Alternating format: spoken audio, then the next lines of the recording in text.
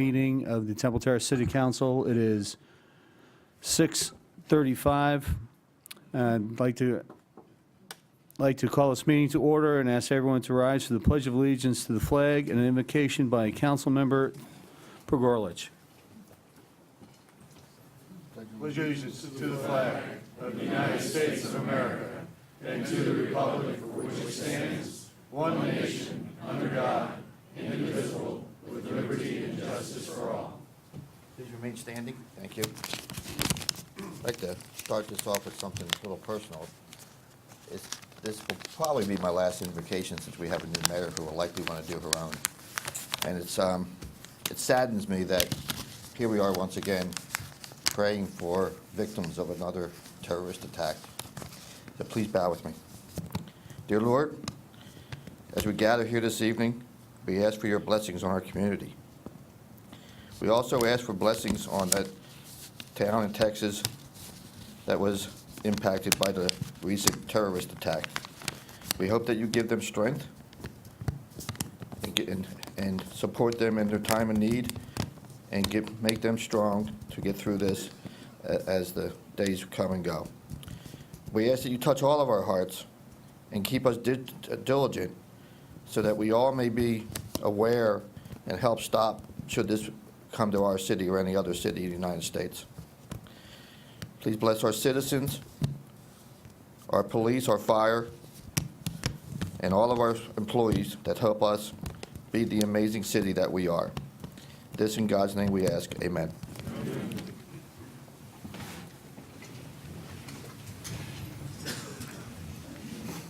And just real quickly for council members' edification, I know some of the people during the CRA meeting said they had problems hearing in the back of the room, so just let's be aware of that we can make sure everyone hears us. Again, there's forms in the back. If anyone wants to speak, please turn those forms into the city clerk to my left. First item of business is recognitions, proclamations, presentations, and board appointments. And before I get to that, I'd like to see a couple people in the audience. I know there is Mayor Bob Buckhorn from the city of Tampa, Mayor Rick Lott from the city of Plant City. We have Judge Salsines who will get a little bit more of an introduction in just a bit, and former state attorney Mark Ober, and former mayor of the city of Temple Terrace, Joe Affronte. Thank you all for being here for this wonderful night. I get to move to the left. The first item of business is recognizing the official certification of the special election results. I will have the city attorney explain. Thank you, Mr. Vice Mayor.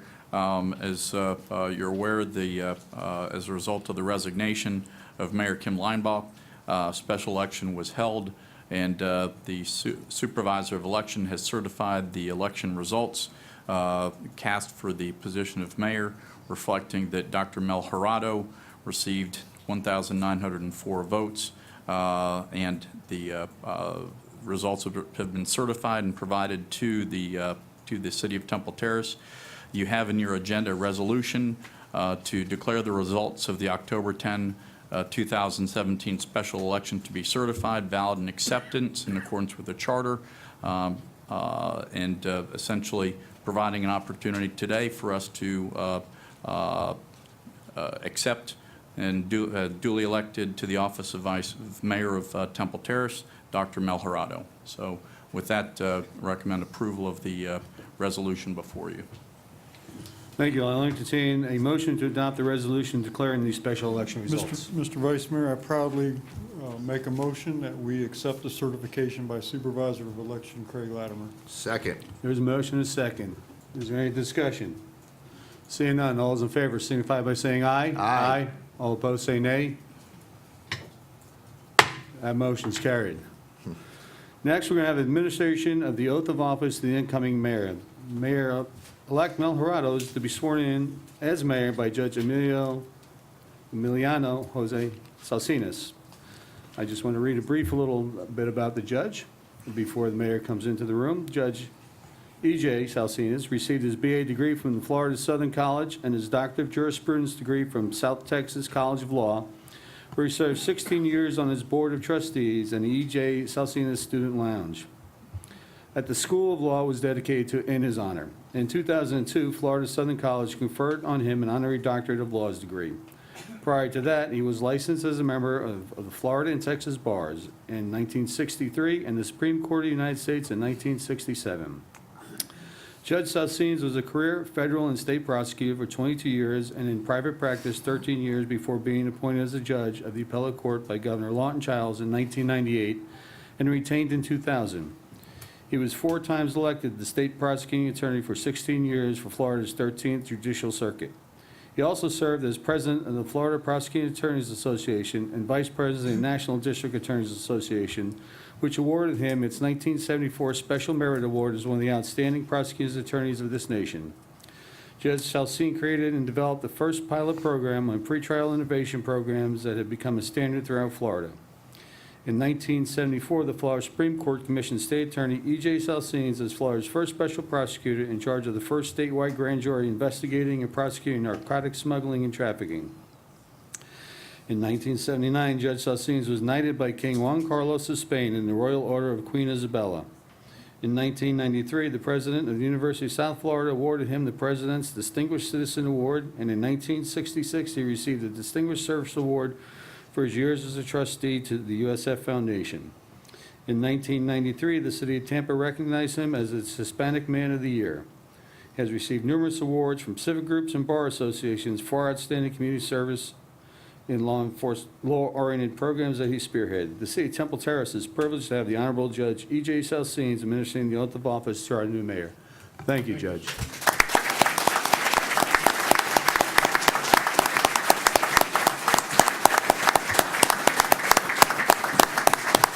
I would like to call on incoming Mayor Mel Jurado to come forward, along with the judge, Emilio Jose Salsines, to administer the oath of office to Mayor Jurado.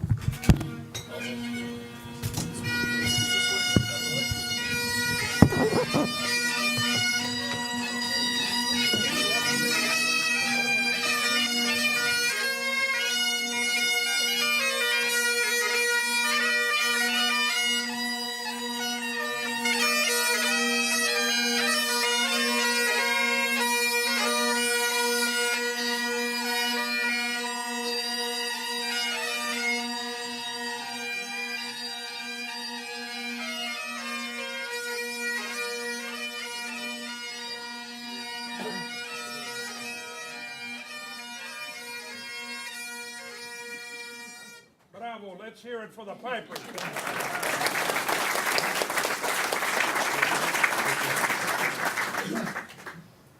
All right, you've placed your left hand on the Bible that your husband is holding.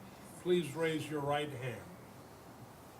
I, Mel Jurado, I, Mel Jurado, do solemnly swear do solemnly swear that I will support, uphold, and defend that I will support, uphold, and defend the charter and ordinances the charter and ordinances of the City of Temple Terrace, of the City of Temple Terrace, the Constitution and laws the Constitution and laws of the State of Florida, of the State of Florida, and the Constitution and laws and the Constitution and laws of the United States of America, of the United States of America, that I am a resident that I am a resident of the City of Temple Terrace, of the City of Temple Terrace, and am entitled and am entitled to hold the office of mayor, to hold the office of mayor, to which I have been elected, to which I have been elected, and that I will faithfully perform and that I will faithfully perform the duties of said position, the duties of said position, into and of which into and of which I am about to enter, I am about to enter, so help me God. so help me God. Congratulations.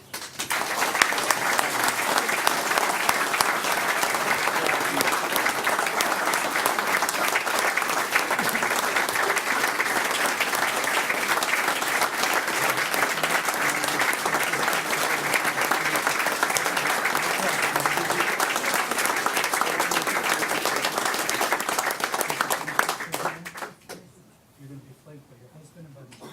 We're here in the center, please.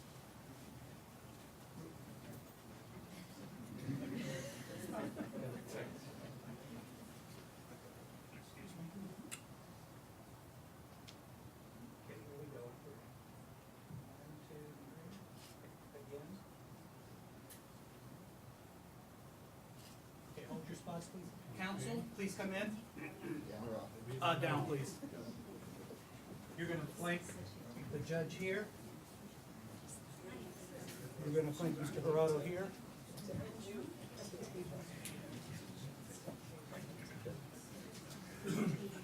Get in really tight, because I got a wide shot. Okay, tight. If I could get everyone to shimmy this way just a little bit. Jimmy.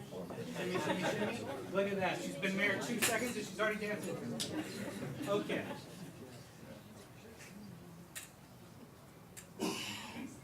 Okay, everyone right here at the lens, please. On 3, 1, 2, 3. One more, please. 1, 2, 3.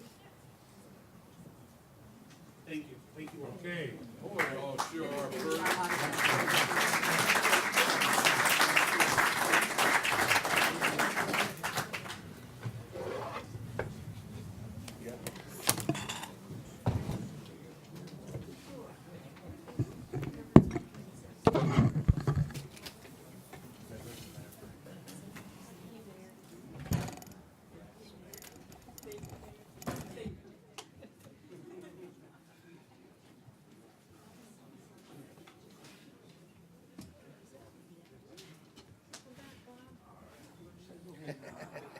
I don't know who's happier.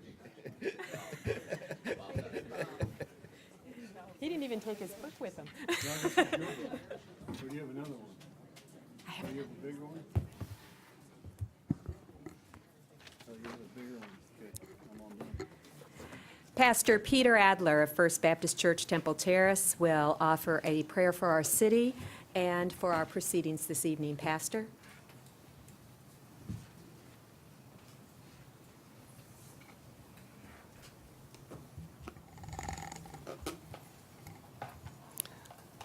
Let us pray together. Heavenly Father, we are grateful for the privilege of witnessing what we have just seen. Lord, we thank you for swearing in Dr. Mel as our new mayor. We're so grateful that at this time in history, you have appointed her to guide us. Lord, would you place your hand upon her? Lord, would you give the wisdom that you promised anyone who asks? Would you provide it for her? Father, we're asking that she would not guide this city to the left or to the right, forward or backward, unless she knows it's your wisdom that's guiding her. Father, we're grateful for the families and friends, the residents, the city workers, the esteemed guests that are here tonight. We thank you for bringing them tonight here safely. Father, we're praying for all of these gathered. Lord, would your face shine upon this city? We're asking that you would provide not only safety for our first responders, safety for our schools, safety for our families, but Lord, would you provide for us in ways that we can't even conceive? Lord, would you put your hand of prosperity upon this city? We have many mountains to climb, many issues to face. Father, we need your wisdom. Lord, would you provide it to this council and to our new mayor, Dr. Mel Gerardo? Lord, we pray that you would bring this city into a place where it's recognized not only in the state of Florida, but around the world as a shining city, an example of a community that brings honor and glory to you. And we're just asking this in the name of Jesus. Amen. Thank you, Pastor, and thank all of you who are in attendance tonight. I am truly humbled and honored to have been voted mayor of the city I love, Temple Terrace. About a week ago, someone commented to me, Dr. Mel, there sure was a lot of diversity in the people who were supporting your candidacy. And as I consider them, and as I look around this room this evening, I don't see diversity. I see a great commonality in the individuals in this room. I look at the great Judge E.J. Salsinas, who's recently been immortalized in bronze in front of our county courthouse, to one of the pastors who gives me the privilege each and every week in working in his children's ministry. Thank you, Pastor Peter. To my husband, who daily loves me, lifts me up, encourages who I am and what I do. I love you, Rod. To those who have served and held the title of mayor, Mayor Buckhorn, it's an honor to have you here. Mayor Lott, thank you so much for being here. Mayor Joe and Liz Affronti, you're family. You are friends who inspire and challenge and bring out the best in others, and I'm eternally grateful to you. Greg and Barbara Cronus, Don Statz, Annette Rennie, Dale McClellan. I'm afraid to start naming people. Ellen and Bill Snelling, Doc Croy, Don Statz, Jeff Waltmeyer. I could name every person in this room. Our chief of police, a reasoned, committed, character-driven leader. We are so blessed to have you, Chief Albano. To have received the endorsement of our Temple Terrace Fire and our Temple Terrace Police was a significant honor. To future leaders of our community, the young men sitting in the front row who for 8 weeks straight showed up at 8:30 in the morning with enthusiasm and energy, and Zach Falcone and Sam Estes, I have confidence our community and our country will remain strong as young people like you move into leadership positions. You are absolutely shining stars. So what do all these individuals have in common? To a person, they are servant leaders. They give, they invest, they build the best in others and in our community. To the citizens of Temple Terrace, to my friends and my neighbors who are here tonight, my prayer and my commitment is to strive daily to serve in such a way that all in our community will view me as a builder and as a servant leader, in preserving the best of our crown jewels and in promoting a future where families and businesses seek to call Temple Terrace their home. I want to thank each and everyone in attendance this evening. I look forward to hugging a lot of necks when we go over to the reception following this evening's council meeting. Thank you all so much.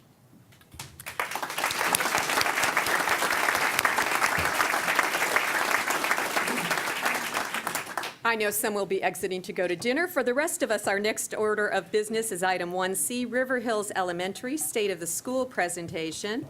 And Principal Todd Conley will deliver the River Hills Elementary School's State of the School presentation.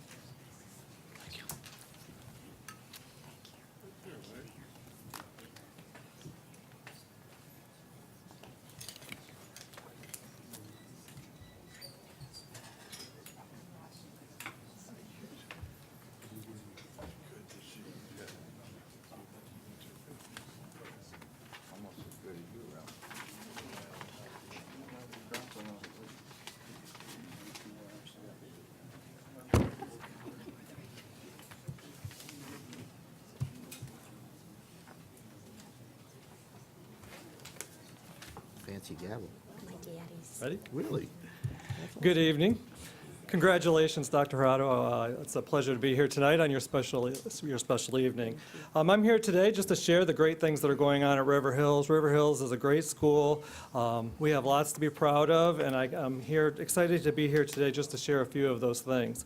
We are a magnet school of excellence. This is our second year receiving this honor. We're the only elementary school in Hillsborough County to receive this honor, and it's from the Magnet Schools of America. So it's a national award, and we are proud to receive that. We're a PTA National School of Excellence. We are a 5-star school. And one of the things that I'm most proud about, our district does a TEL survey, and it gives us the principals an idea of the climate of their school. So we measure, we get feedback from our parents, our staff, and our students, and we measure, what are the working conditions, the learning environment, how is our communication with families and community support. And I'm proud to say when you look at the percent of people who feel strongly that River Hills is a great place to be at, when you compare it to our district, 81% of the respondents felt that way. All elementary schools, 79% of the people felt that way. Area 3 schools, which we're in, 73% of the people felt that. And for River Hills, 93% of our respondents had positive thoughts with our school. So we're very proud of that.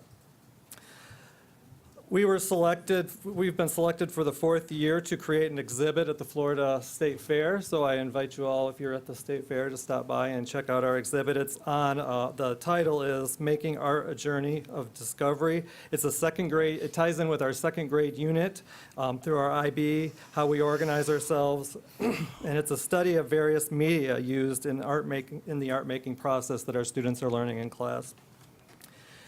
Being an IB school, we have to not only balance the Florida standards, but we also have to balance the International Baccalaureate standards. So our staff has an added burden to make sure that we're meeting both of the criteria for that. And we have a lot of academic data to show that we're on the right track. We received notice from the governor that we were 99th out of 3,196 schools in the state for implementation of ELA achievement levels. We were 186th in improvement for math. We have great gains with our subgroups. Our Asian population in reading is up 30 points, math 10 points, science 3 points. Our Hispanic population is up 12 points in reading, 11 points in math, 15 points in science. And our black population is up 8 points in reading, 3 points in math, and up 30 points in science. So that's a huge gain. Our formative data that we are giving this year is showing that we are on track. We're outpacing the district in both reading and math. And another thing that we look at is how our students are progressing towards graduation. And in elementary, where they've got a long way to go, but there's two things that we track. It's attendance and it is our suspension rate. So our attendance rate is 96%, which is what the district asks us to be at. So we're happy with that. And we have 0 discipline suspensions for our school. We have 0 since the start of the school year. We're very proud of that. We have a lot of things that attract students to our school. We offer clubs. This year we're offering chess, mask making, cooking, cake decorating, French club, in addition to the science or the Spanish course that they take, computer coding, sports, solar race cars, and that's just to name a few. We have a very active PTA. They're currently working to build a covered court for our school, so they're working to find business partners in the local community that can help us achieve that. And just to finish off, this is our marketing time of year. River Hills is a magnet school, so we rely on applications, and all of our students are application-based. So this year we're up 70 students from last year. We're at 471. Our magnet application period is open through Tuesday, December 12th, so I encourage all residents who are interested in coming to River Hills to get their applications in by that date. We do offer two to three other application periods. However, River Hills fills up during the first application period and has been that way for the last 3 years. We currently have 156 applications submitted for the upcoming school year, and I'm looking at probably less than 100 seats, so that's a good problem to have. We offer school tours. Any of you can come out to take a tour of our school. We have a phenomenal lead teacher who is an expert in the International Baccalaureate. She'll walk parents and families through our classrooms. You can see the learning environment in action, and I encourage anyone in the community to come out and do that. And finally, residents can keep track of all the great things that are going on at River Hills by following us on Facebook, Instagram, and Twitter. So with that, if you have any questions. Thank you. Have a great evening. Thank you very much for your And presentation. thank you for hosting our town hall meeting. Absolutely, no problem. Next up, King High School State of the School presentation. Principal Mike Rowan will deliver the school State of the School presentation. Well, first of all, thank you for having me. Congratulations. I also want to start off by saying I've worked with a lot of you guys over the past years, Mayor Fronte, Mayor Chalura, and we look forward to a great relationship as well. I have a couple things, and first let me start off by saying I invite all of you to King High School, because there's no way I can go through what we do and what we don't do on a daily basis. We have over 1,800 students. We have something going on every night of the week, every weekend, and I would invite any of you and all of you to come out and watch. I know Sherry and Frank have all been there numerous times, actually, so you're more than welcome. First thing I just want to mention in terms of academics, on the academic side, We were a C school last year in terms of state rated. This year, we moved up to a B. We are one of only 2 schools in Hillsborough County, high schools, that moved up in the rating to a B. We're pretty excited about that, especially if any of you know anything about state grades, that you know it's a moving target. Every year, we're not sure what the rules are, and so we're pretty excited about that. What goes into that is we also have something that's pretty prestigious that I mention about every place I go. We have 9 National Merit semifinalists this year. That's a big deal. And if you don't know what a National Merit semifinalist is, they are the top 1% of all graduating seniors in the country. So, for example, we have 9 at King High School out of 6 million students. We have the top 1%. Beyond that, what will happen is, I can tell you the honorees, we had 19 honorees, which is just a hair down. So you're still in the top 1.1%, if you will. That's just right here down the street at King High School. If you go Bay Area, there's only a few schools that come close to us. Hillsborough is one. They come close to us, but year in and year out, we're in the top. And so it's something we're also very proud of there. In terms of sports this year, I want to, since the last time I was here, I do want to mention this. Our baseball team last year went to the state finals. We lost in the state finals, but we had a great run. Brian Lee was our pitcher. Brian was a senior, graduated last year. He broke all King records or tied them for most games won in a season, most innings pitched, did a phenomenal job. So it was great to see. In terms of sports going on this year, our girls golf team, which plays here at Temple Terrace, are district champions. They finished top 10 in the state. Our volleyball team this year went 25 wins and 2 losses, also district champions. Our swim team, our cross-country team are off in the state tournament this coming weekend and the following week. So all of that is going really well in terms of sports. I do also want to mention homecoming. We just had homecoming a couple weeks ago. With a lot of resistance from students initially, we actually moved homecoming back to the gym. It has been probably over 30 years since that's happened. There was a lot of resistance to that by the students, but I will tell you the over 300 plus students that showed up had a great time, and I think we've kind of won them over to do it again. In terms of homecoming, as a lot of you know, we did the homecoming parade. We brought it back. It was, I think, we're in our 3rd year, but it was about 30 years ago since we had last done it. This past year, being our 3rd year, was the biggest that we've done. We've got a great working relationship with the city, the police department, fire department. They've all come out, the country club, and we've done it there. So it's turned out really well. In terms of our band actually just participated in MPAs. We ran straight superiors in every competition. Yes, Mr. Estes is a part of that. We also overall had a straight superior or superior rating, which is the first time we've had that in a couple years. So all pretty good there. In terms of community, we just did recently a Thanksgiving food drive. We had our student body collected over 2,000 cans and over $300 cash. Very kind of impromptu, hey, we got a week, we want to collect cans, and we turned that around, and that was pretty cool to see. The other thing that came out of that, I do want to mention is we have a young lady who's a junior, her name is Asia Thompson.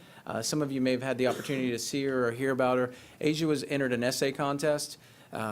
And she won. And part of that winning is that she represented Hillsborough County, not only Hillsborough County schools, but just Hillsborough County, and she was part of the Black delegation that went to the Black Caucus in Washington, D.C. and spent a week there, and which was pretty cool as well. One of the things that you may not see a whole lot of, but it does come into play, and I think it's important to note, is that this year I had to hire 2 new administrators. The reason I had to hire 2 new administrators is because coming out of King, we had 2 of my APs went on to be principals. So it's a pretty good sign of good things that are going on at King, both in the classroom, in the hallways, and just what we're doing. And so I now have 2 new APs, one of which is also a King High School graduate and Temple Terrace resident. Scott Bomaka graduated from King in 1987.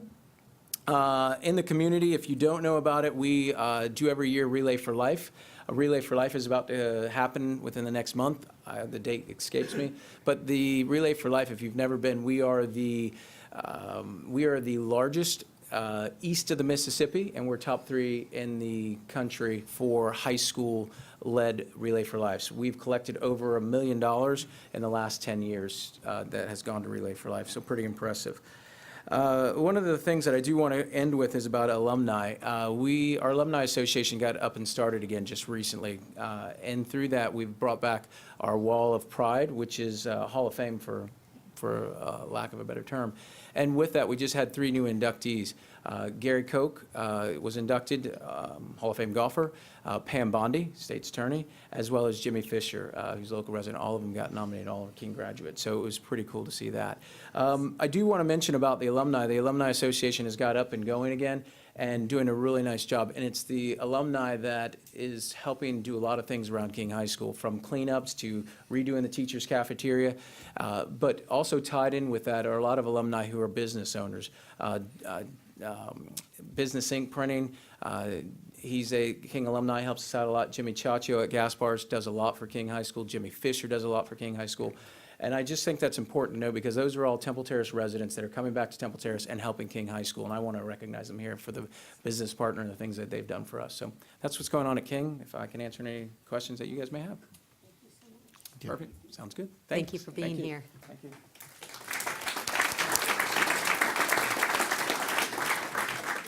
Item 2, minutes of previous meetings, the meeting of October 17. If the minutes are acceptable, I'll entertain a motion to approve the minutes. Move to approve. Second. Motion and a second. Is there any further discussion? All in favor signify with aye. Aye. Opposed, nay. Minutes are approved. Man to my left seems very happy. Very happy. If he could get his chair, he'd be better off. Item 3, Right now, it's not doing it. persons wishing to be heard on items not listed on the agenda or items on the consent agenda. Forms are in the back of the room and may be turned into our city clerk. I will note there is a 3-minute time limit that will be imposed on all comments. Individual members of the public who are present in the audience may designate in writing a representative spokesperson to speak on their behalf and thereby relinquish their time to that spokesperson. The representative spokesperson shall be allowed to speak for 1 minute for each designation, up to 10 minutes. Our first person speaking this evening is Candace Reed.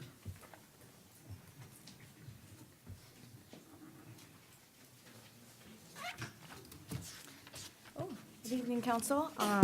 I'm Candace Reed, 5410 River Hills Drive. First of all, I want to say congratulations, Mel. I appreciate you welcoming me into your neighborhood.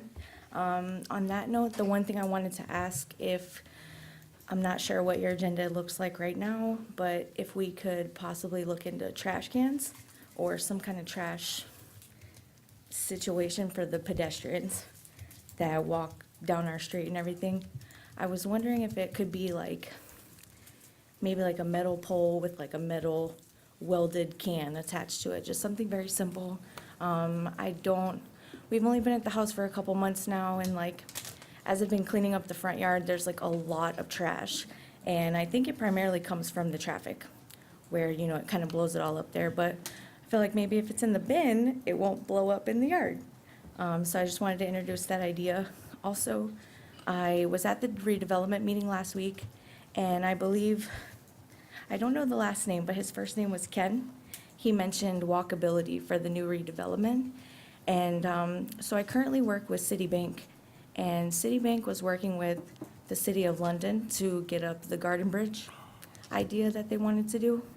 So I was wondering if maybe we could take something like that and possibly the Pinellas Trail, the pedestrian walkway that they have through the county, and put something in maybe above 56th Street, if that would be something that could go into the 2040 plan. I don't think, I agree with the council in the meeting as far as the redevelopment. I love the Paragon idea. Just generally, just where we live, I love the idea, being able to walk down there and stuff like that. So just thought about that bridge idea and maybe, instead of, like you were saying, going up instead of going, into the neighborhoods. So I thought maybe I'd introduce that idea. Thank you. Thank you. Next is Ellen Snelling.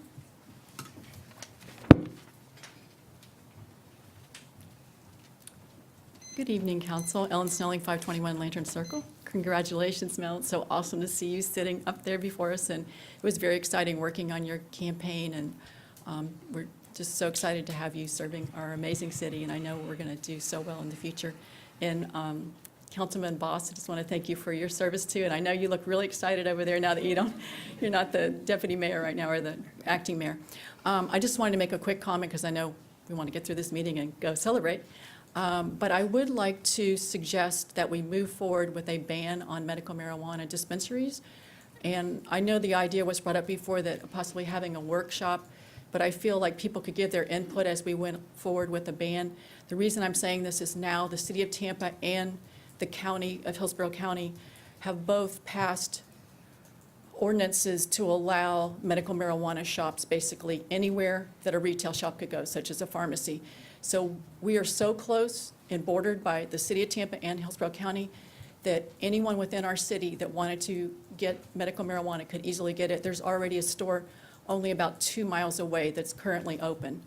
And don't forget that it is delivered to the doorstep 24/7.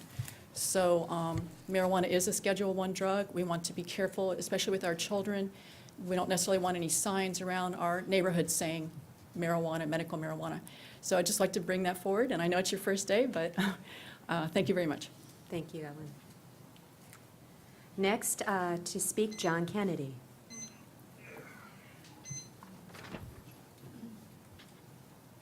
John Kennedy. I've been before the council many times, so my name is on record, address. I'd like to welcome Mel to our new mayor. Okay. I'm not going to address the council any more than what I'd like to propose is instead of a 3-minute time limit, it'd be 5 minutes. Sometimes when I'm trying to rush information, it gets misconstrued, misunderstood, and taken either out of context, or people get upset with what I have to say if I don't have the ability to actually explain what I'm trying to say.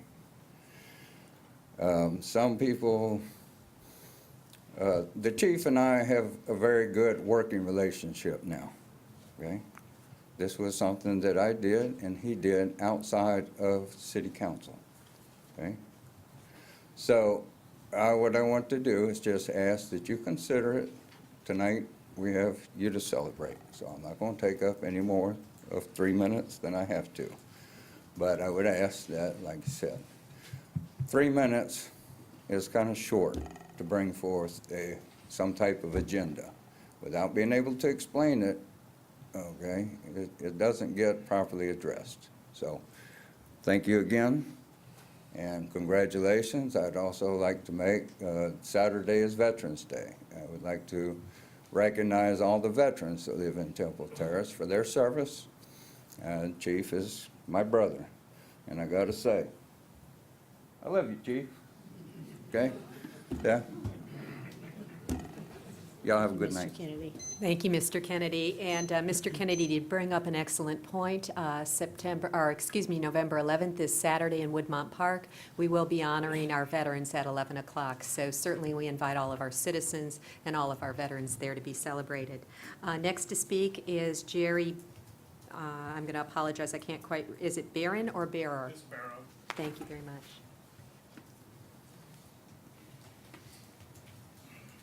Good evening. Good evening. My name is Jerry Barrow. I live at 10024 Davis Road.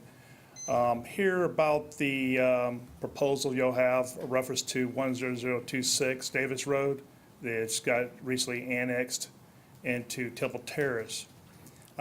We lived out there for a long time, since '67.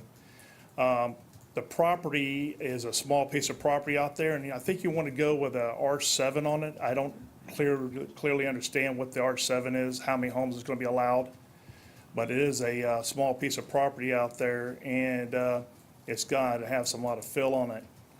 I've had some issues with drug activity and prostitution coming from that was in my driveway. I should know, I've been in law enforcement for 31 years. So I'm asking that if it goes through, that there be some kind of fence put through there, maybe a block wall blocking my property from his all the way down. It's quite a long piece of property.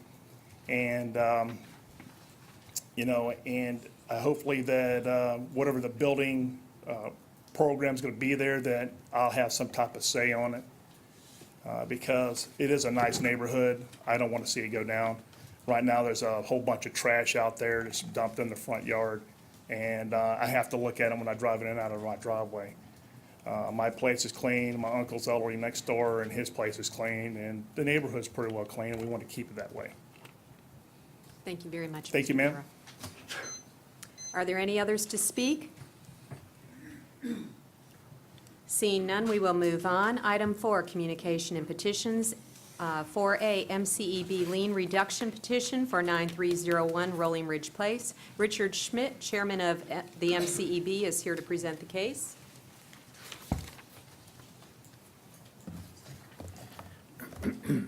Good evening, Mayor, council members. My name is Richard Schmidt, and I'm the chairman of the Municipal Code Enforcement Board, which meets on the second Wednesday of each month. So you're invited to come if you want. Just, you know, you can come and witness the case rather than be one of the cases. I am here to introduce a lien reduction petition for 9301 Rolling Ridge Place. This case has been titled The City versus Scott W. Waters, who is the current owner. This case was brought to Court Enforcement Board as a lien reduction petition at the October 11th meeting. The owner's representative, Eldon Alvarez, is he here? He is present tonight in the gallery. The owner, Scott Waters, excuse me, is a contractor with the military overseas.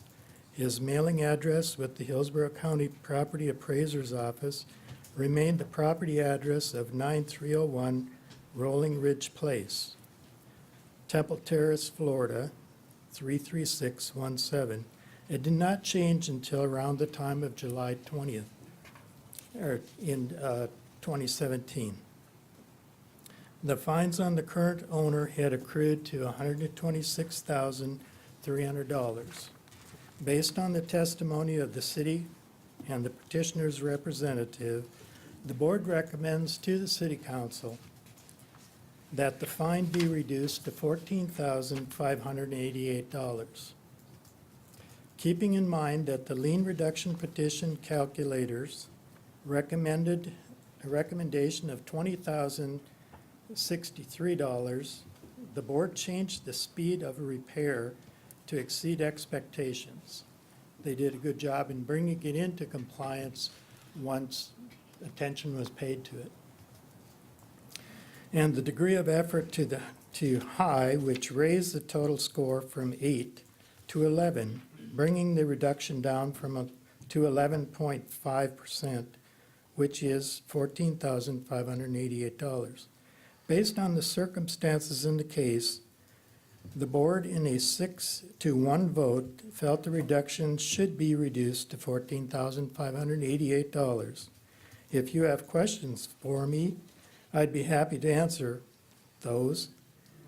And if you have any questions of the representative, Eldon Alvarez, he is here present in the gallery. Are there any questions? Any questions for Mr. Alvarez? Well, I'd ask City Manager Stevenson, who from staff will be commenting on this?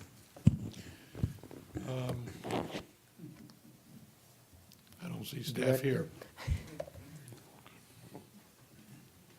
I apologize, Madam Mayor, I don't see Mr. Barone in the audience. Is there a question maybe I can answer for you?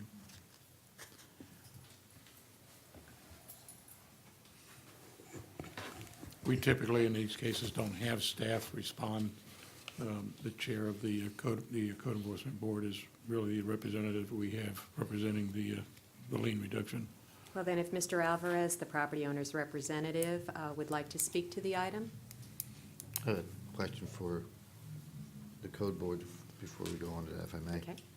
So just to be clear, using the new model that we have to determine lien reductions, Right. staff came to you with a lien reduction request to $20,063, and during your deliberations or sometime during that period, the code board changed two items of that model to increase the, I guess, both the speed at which the repairs were done and the, quote, the level of effort, both of which are categories of that formula, right? That's correct. And the resulting amount that popped out once you did that reduced it further from 20,063 to 14,588. Right. Now, my question is, was that change to the formula done before or after you heard the case? It was after we heard the case, but it was during the petition request. Okay, thank you. And the, one of the issues with the case was it came to us in February of 2016. And it was, I don't know if you want to hear any more about that, but it has been before us several times during the process. And once the owner did return and the property, Mr. Alvarez became the in charge of the property, basically, things moved quite quickly, and that's what we took into consideration. Would Mr. Alvarez like to speak? Madam Mayor, we did find Mr. Barone, if you do have questions of our code director. We have excess seating upstairs when we ask our staff to allow the audience to fill the room, so. Evening. My name is Eldon Alvarez. I'm a realtor with Keene Realty Company. I was asked to oversee the property for Mr. Waters. He lives overseas with the military since 2012, so he really comes to the States. He was first acknowledged about the despair of the property when he came in June or July. Had he had known that this would have been an issue, he would have, with the amount of cost that he had to make to rehab the property, it would have saved them a lot more money than he had to deal with the fines that were assessed. We did address the property within a week of the time, from permits to having code enforcement inspect all the deficiencies with the property. The property has been sold already. It was sold within 1 day after the rehab has been done, and it's going to be sold on the 22nd of this month. So it's under contract and everything else. I spoke to him yesterday. He's actually in Afghanistan, and he's asking for if they could consider the lien reduction even to a lower extent if he can. He had no knowledge of this. He does take responsibility of not putting the right efforts of the forwarding, but he's kind of been restricted with the military to where he could come. He doesn't really have any family here. Once he did find out, though, he did everything I think possible to address it and to make the house a safe and habitable place for the community and people around him.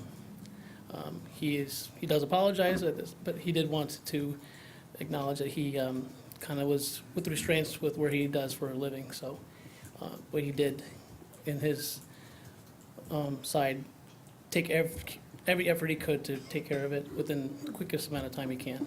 So the house was pretty much gutted and redone to original condition. Thank you, Mr. Alvarez. Okay, thank you. Are there any members of the public who would like to speak on this item?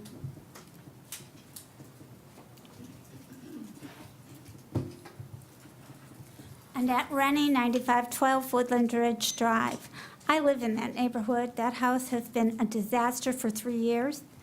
It was homesteaded, and he rented it out. He was totally aware of what was going on and did nothing.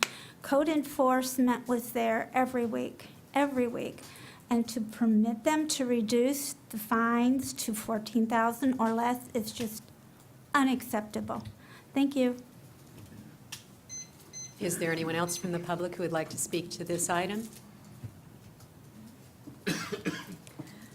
If council determines that the lien reduction is appropriate, I would entertain a motion to approve a lien reduction in case numbers 13-0187, 16-1433, 16-2328, and 16-2514 for the property located at 9301 Rolling Ridge Place.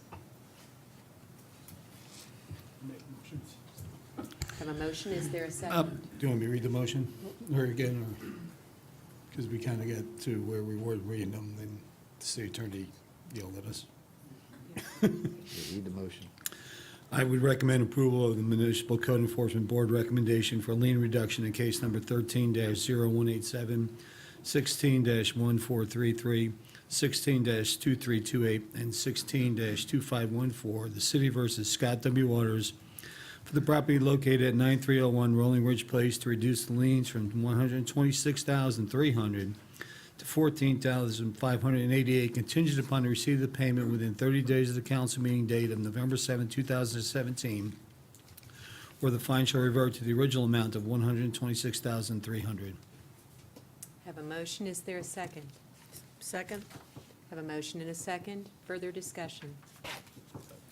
Councilman Schlera? I have a question. I'd just like to know if the board can confirm and was aware that the home was homesteaded and being rented, and if the city was aware of it as well under the rental program, because if so, I'm not in favor of any reductions. If you're gonna break the laws, let's not reward them with the reduction. So I need to know that that's factual. If so, please advise us. From two sides, the code enforcement board and I guess the risk management department or whoever handles rental houses in Temple Terrace, because that comment was made by a speaker. Ian Kemp, Fire Chief. We're in charge of the rental housing program here in the city of Temple Terrace. I'm unaware of the address. I would have to look it up. I don't know right now whether it's in the program or not. Okay. As the Code Enforcement Board, not aware that it was a rental property because there was no contact period prior to the July 2017 with the owner. So it was like a non-responsive violator. And so there's no way that we would know. We on the different times this came before us, there was also a situation that the city did have to put up some protective fencing because the fence was down and they had a pool. And so there's a whole string of violations that came in during this period. But what we did as a board was look at when we finally got cooperation and restoration, that we took into account the speed that was done, even though that all of this time we've been waiting for something to hear from somebody that some progress was made. The renter, obvious from the information that we received, was more in the demolition side of things, as Mr. Alvarez can attest to, than any cooperation to correct violations. That's all I can say. So there was a renter, you're aware? We don't know that there was, I don't know that there was a renter. We as a board didn't know there was a renter until Mr. Alvarez had. I think Mr. Barone wants to provide some. Mr. Alvarez had brought it to our attention in the last meeting that Okay. he was supposedly collecting rent. My only point I'm trying to make right now is if the law was being broken, I'm not going to reward somebody with a lien reduction. And even if I have to table this matter to the next meeting, then we'll do that. But I need to know that if the laws were followed and everybody runs across hard times, we'll look at that. But if the law was intentionally being broken, whether you're here or away, whatever you're doing, you have responsibilities. The laws need to be followed, and then a burden put on the city and its neighbors, we just can't have that. So that's why I'm just trying to flush that out. Very good. The chair recognizes Mr. Barone. Good evening. Congratulations, by the way, but I apologize for being upstairs. I was monitoring the show upstairs. So what I can tell you based on my knowledge of that rental, I know the rental program submitted applications to the homeowner, and they filled out the application saying that it was a family member that was occupying the dwelling. So that fits the criteria where it's not an application or becomes a rental property because it's a family member that lives there. So that was quite a few years ago. That was probably about 5 or 6 years ago where the application was mailed out. So, and that's based on what I know of that situation, you know. So I can really tell you more about code issues. I can't really tell you basically, so.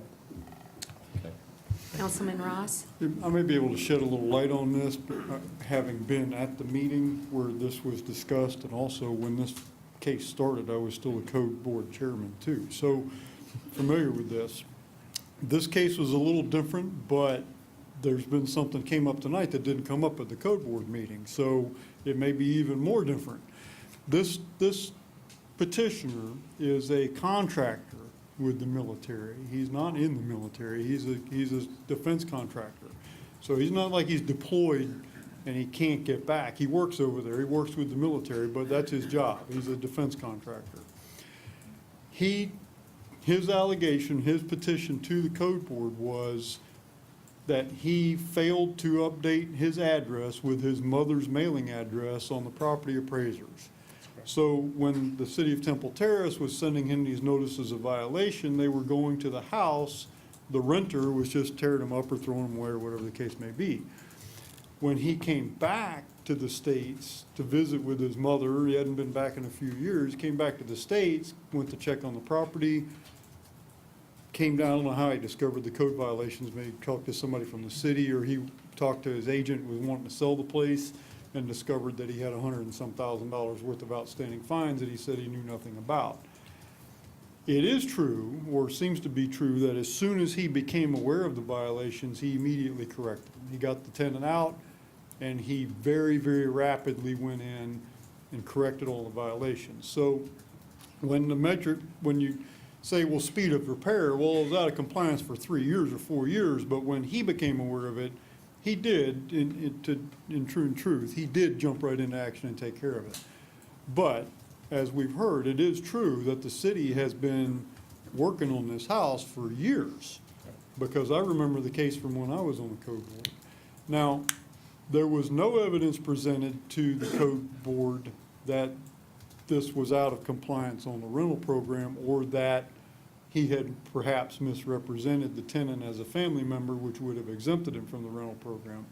That question did not come up at the code board. So the code board, and truthfully, until it was brought up tonight, I didn't think to ask the question either. Not that I ask questions at the meetings anymore, but I didn't think of it either.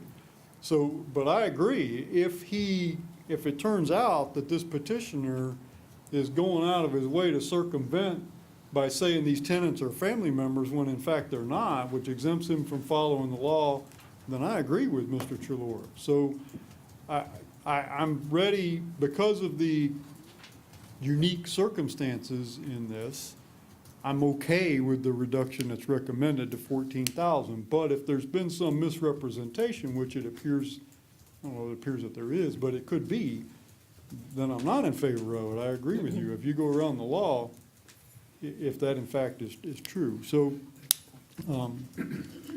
and I have to note that in the defense of the code board, the city and the city attorney was in favor of reducing this, of deviating downward from the recommended amount. So it was the city attorney and the city itself that said, we wouldn't mind if you reduced this to the $10,000 or $12,000 range. So that idea was brought up by the city. Thank you, Councilman Ross. Councilman Donahue? No, I give my time to. Yeah, Councilman Ross. my concern about the bringing up the no reduction because of possibly of unsworn testimony this evening, that someone may have been in there while they were homesteading the house, is not what we have to make our decision on. Don't we have to make our decision based on the sworn testimony on the case that's being presented to us?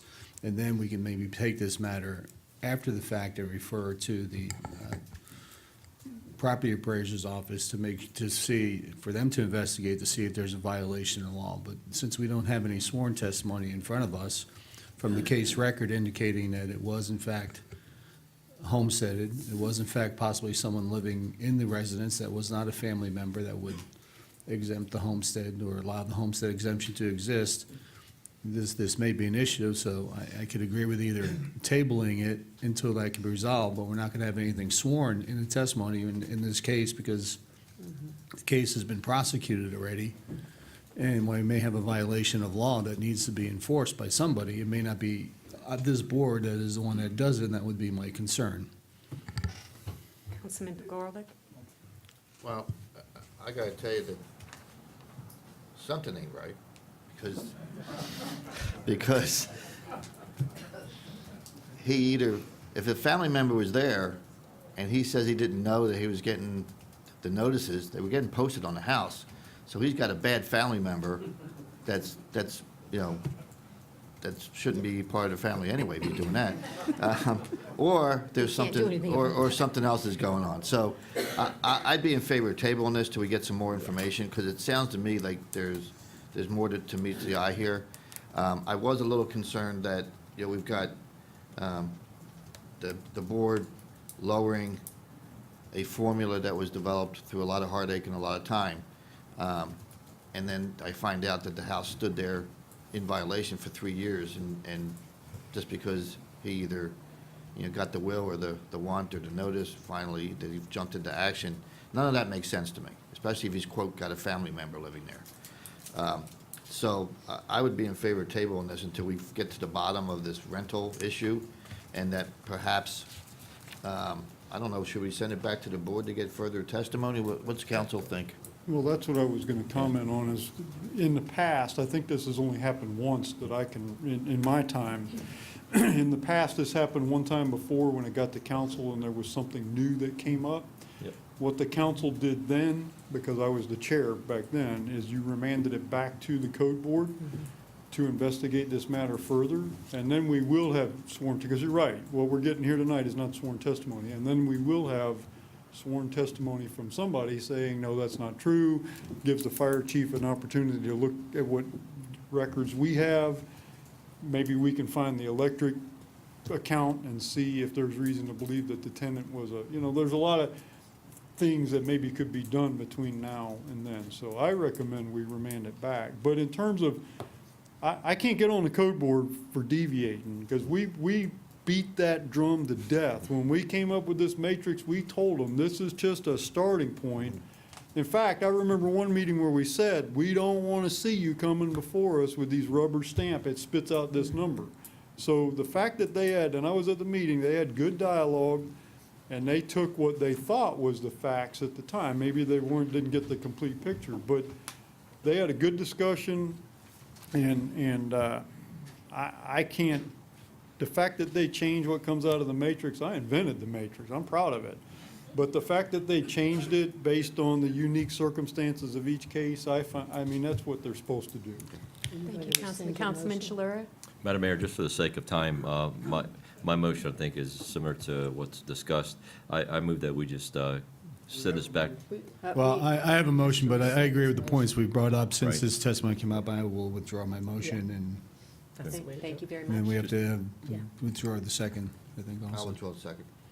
My motion is, number one, I want to send a clear message to the board that we appreciate what they've done, but new information was introduced that wasn't introduced to them. So that's what triggered this conversation. So we're not trying to second guess them. We want them to vet the new information that was been provided to us. And that burden of vetting should be put on the property owner. Provide us proof that that was a family member living there. And when they go away on trips or wherever they go, there's normally an agent responsible. It doesn't normally go to the renter in the home or whoever is there. It goes to their realtor, their property manager, whoever it may be. So, for them delivering it to the front door of the renter, that's not an excuse that they should be providing us. But that burden should be put on them to prove it. My motion is to table this matter and send it back to the board for review and investigation, and they can make an updated recommendation to the council. Thank you for that motion. We have a second. Any further discussion? All in favor signify by aye. Aye. Opposed? Thank you, the motion carries. Next, item 6B, public hearing of resolution to adopt CU number 17-01, conditional use for Windmill Cafe, located at 11-401 56th Street. Skipped one. Jen Wells is having an Whoops. attack. I'm sorry, I'm jumping ahead. I started thinking about cupcakes over at Public Works, I apologize. I thought we consented and we were moving on. It's not that easy. Item number 5, consent agenda. City Manager Stevenson will explain the item listed on the consent agenda. Rookie. Thank you, Madam Mayor. We have We have one item on the consent agenda this evening in accordance with the city's continuing collaboration with the local schools and through the School Improvement Grant Program. The School Support Committee has reviewed and rated 22 submitted grant applications for this year. Excuse me.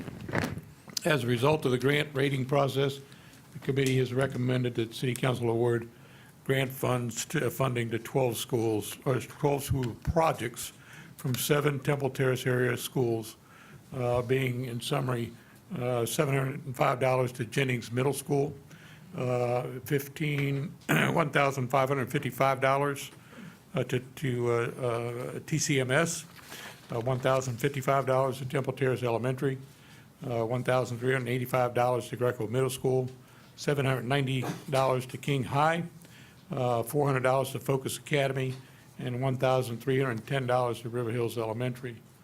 The funds for such allocations are available in 17-18 budget from account 001-1021-511.82.21.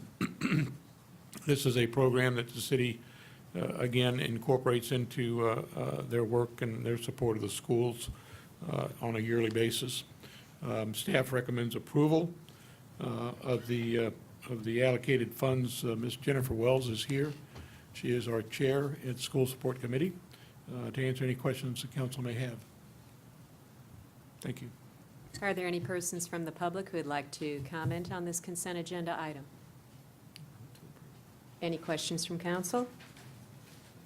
If the consent agenda is acceptable, would entertain a motion to approve items on the consent agenda.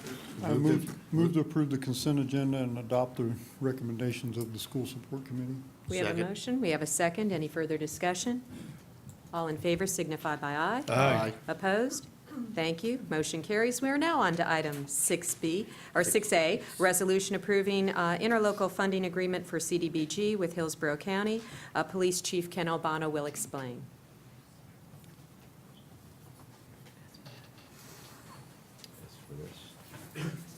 Good evening, Mayor and members of City Council. Ken Albano, your police chief, and with me tonight is Chris Letzos.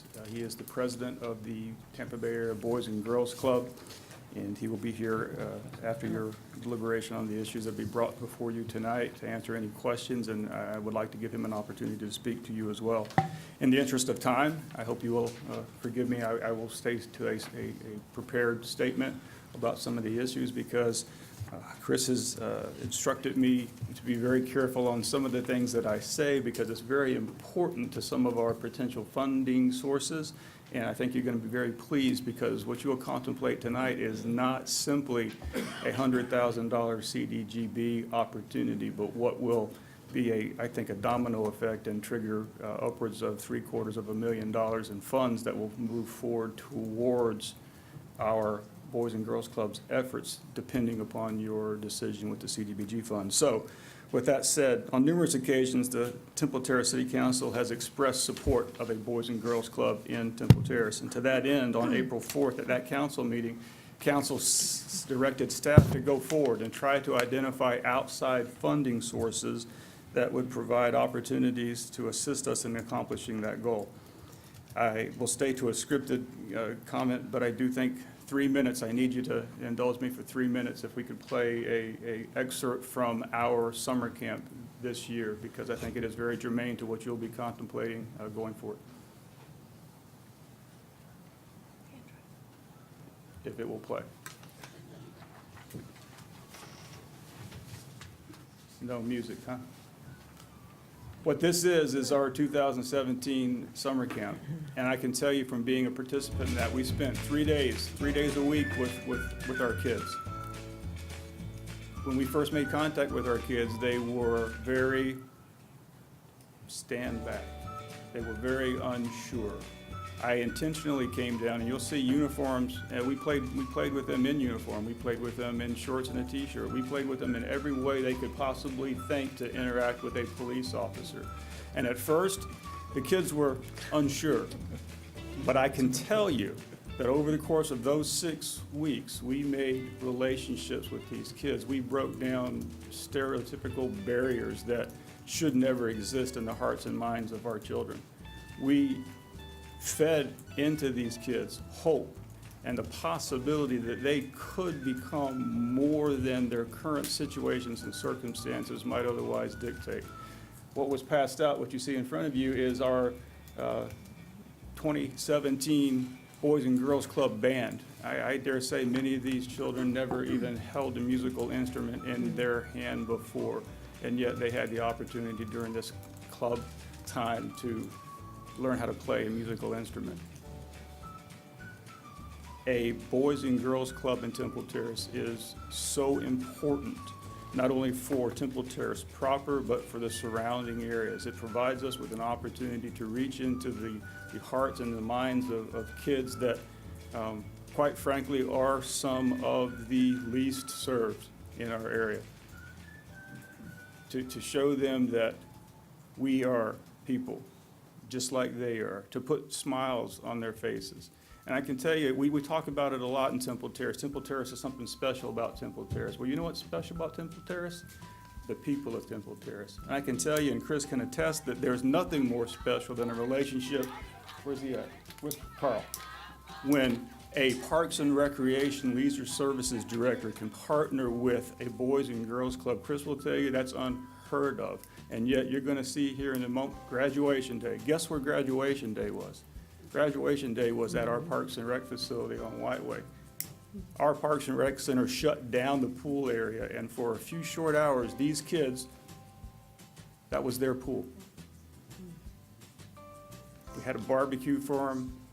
You see the smiling faces. I mean, I wish, and hopefully this summer camp, you will have an opportunity to come down and experience firsthand. Some of you did, but I hope more of you will have the opportunity to experience firsthand what these 6 weeks accomplish, and why I think if we can make such headway in 6 weeks, why it's so important that we move forward with the assistance that we're going to discuss tonight to the establishment of a permanent facility, a permanent Boys and Girls Club here in Temple Terrace.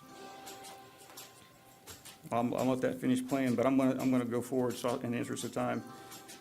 In cooperation with the Boys and Girls Club, as I said, Sheriffs Chad Chronister, Public Defender Julie Holt, Miss Kelly Parrish of the Children's Board of Hillsborough County, and quite frankly, our new mayor, Mel Gerardo, a fundraising campaign was initiated earlier this year. We've already received generous donations from various local business owners, elected officials, private citizens, and local service organizations totaling approximately $78,000. Thanks to the ongoing efforts of our mayor and her role as the City of Temple Terrace CAB board member, an additional $40,000 was recently designated by the CAB to go toward programming costs associated with expanding the year-round Boys and Girls Club footprint that was established at Greco Middle School this year. Chris has got people working on that so we can expand that program. It's been tremendously successful. The Boys and Girls Club were boots on the ground for the first time in the history of Temple Terrace year-round with our kids now, dealing with discipline issues, dealing with typical Boys and Girls Club issues, but also having the opportunity to address some behavioral issues and keeping the kids in school, keeping the kids motivated, explaining why acting out may not be the appropriate way to go. I can tell you our program manager on the ground has a heart for these kids. He is phenomenal. In addition to this money, we have many more pledges of support that have been offered, but some are awaiting a visible sign of progress toward making the dream of a permanent Boys and Girls Club in Temple Terrace a reality. The commitment of the county toward this project has been abundantly clear to me, as several Hillsborough County staff members have been working diligently behind the scenes for months and have expressed their ongoing commitment and support to establishment of a Temple Terrace Boys and Girls Club. Officially, we can announce that the Temple Park Recreation Center located at 7702 Temple Terrace Highway has been designated as the site for our local Boys and Girls Club. Approval of the interlocal agreement before you tonight will make $100,000 of the city's designated fiscal year 2018 CDBG funds available, and that money will go toward the design and engineering costs associated with the much-needed building improvements that we will need to do to make that Parks and Rec facility our Boys and Girls Club. The attached agreement was created by Hillsborough County staff and received approval from their legal and the oversight of our city attorney, Mark Conley. In order to receive these funds, I stand before you tonight, and the resolution comes before you for your consideration and approval. And staff will stand for questions and to provide further updates as appropriate pending your decision on these CDBG funds. Is there anyone from the public who would like to speak to this item? Council members? Councilman Donahue? I'm amazed that you could hold it down to just a few minutes, because, and I'm surprised, I would guess that under your uniform, there's a Boys and Girls Club shirt. So while I wholeheartedly support this project, I have one request.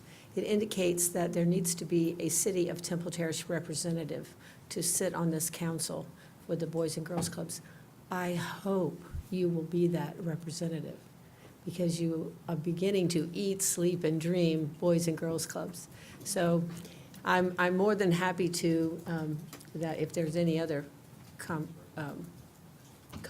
obviously, but I would love to be able to make the motion to approve this agreement with the caveat that you, that you serve as our representative, because I can't think of anybody who could represent us better than you, Chief. I believe we've heard a motion. Do we have a second? Oh, that was a motion. I believe it was a motion. That was my motion, yes. I'll second it then. Given that we don't know what is going to happen with respect to Chief Albano, who I think would be very happy to serve in that respect, what I would respectfully request is that the motion be amended to approve the resolution for the interlocal agreement, and that to the extent that the City Council desires that Chief Albano be the person to serve in that capacity, that's something that you could relate to him outside of the approval of this resolution. I'd be happy to amend my motion. Very good. We have a first, a second. Further discussion? Yes, I didn't realize I was jumping into the second, but I'm happy to do that. I was just going to say, Chief, and you're preaching to the choir. I mean, I appreciate you coming forward and showing us that, but you have had our commitment in this project for a long time. I'm very happy that the city manager and the finance director were able to identify the fundings out of CDBG. It's a good use of the funds. And we wish you the best of luck with this, and if there's more that we can do, we want to jump right in. Any further comment? I will call the vote. All in favor? Aye. Aye. Opposed? Thank you very much. Mr. Letso, is there anything you'd like to say? To his point, Mayor, may I have just a couple more minutes? Your approval of the interlocal agreement is literally the first step. It's literally the first step, and I'm so happy that you did, because I stand before you to make another offer, to share with you that the county has identified $260,847 that they would like to offer to the city council toward the Temple Park Boys and Girls, Temple Terrace, Temple Park, which is the park, Boys and Girls Club project. If city council is willing to accept these funds and expend them toward the Temple Terrace Boys and Girls Club project, the county will prepare an amendment to an existing interlocal agreement with the city and county, whereby back in 2009, the county originally provided the city with $450,000 for Parks and Rec design and construction cost of different Parks and Rec projects. I checked with both our former Leisure Services Director, James Chambers, and our current Leisure Services Director, and I have been told that those projects have been fulfilled, that there is nothing outstanding.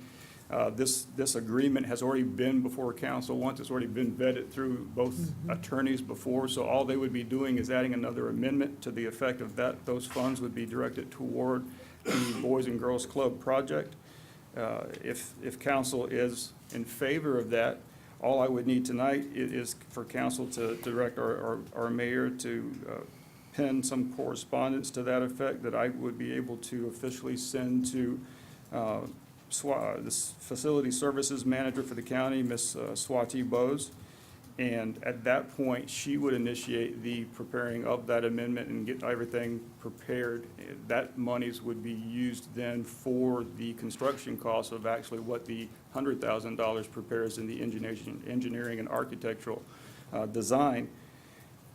In addition to that, Chris has been working very hard, and the Boys and Girls Clubs has. I've been told at a meeting that there is a donor identified, this is where the extra money comes in, that will meet, and I've heard some discussion of exceeding that dollar amount that the county is willing to provide. So you see, now that we can officially have a place and with your support, and I know you have always supported us, I wanted to show that, not necessarily for you, but the last time I stood before you and we spoke about it, that generated a $10,000 pledge, and it followed through as a commitment and donation to our club. So I wanted to share that with our community, because now's the time.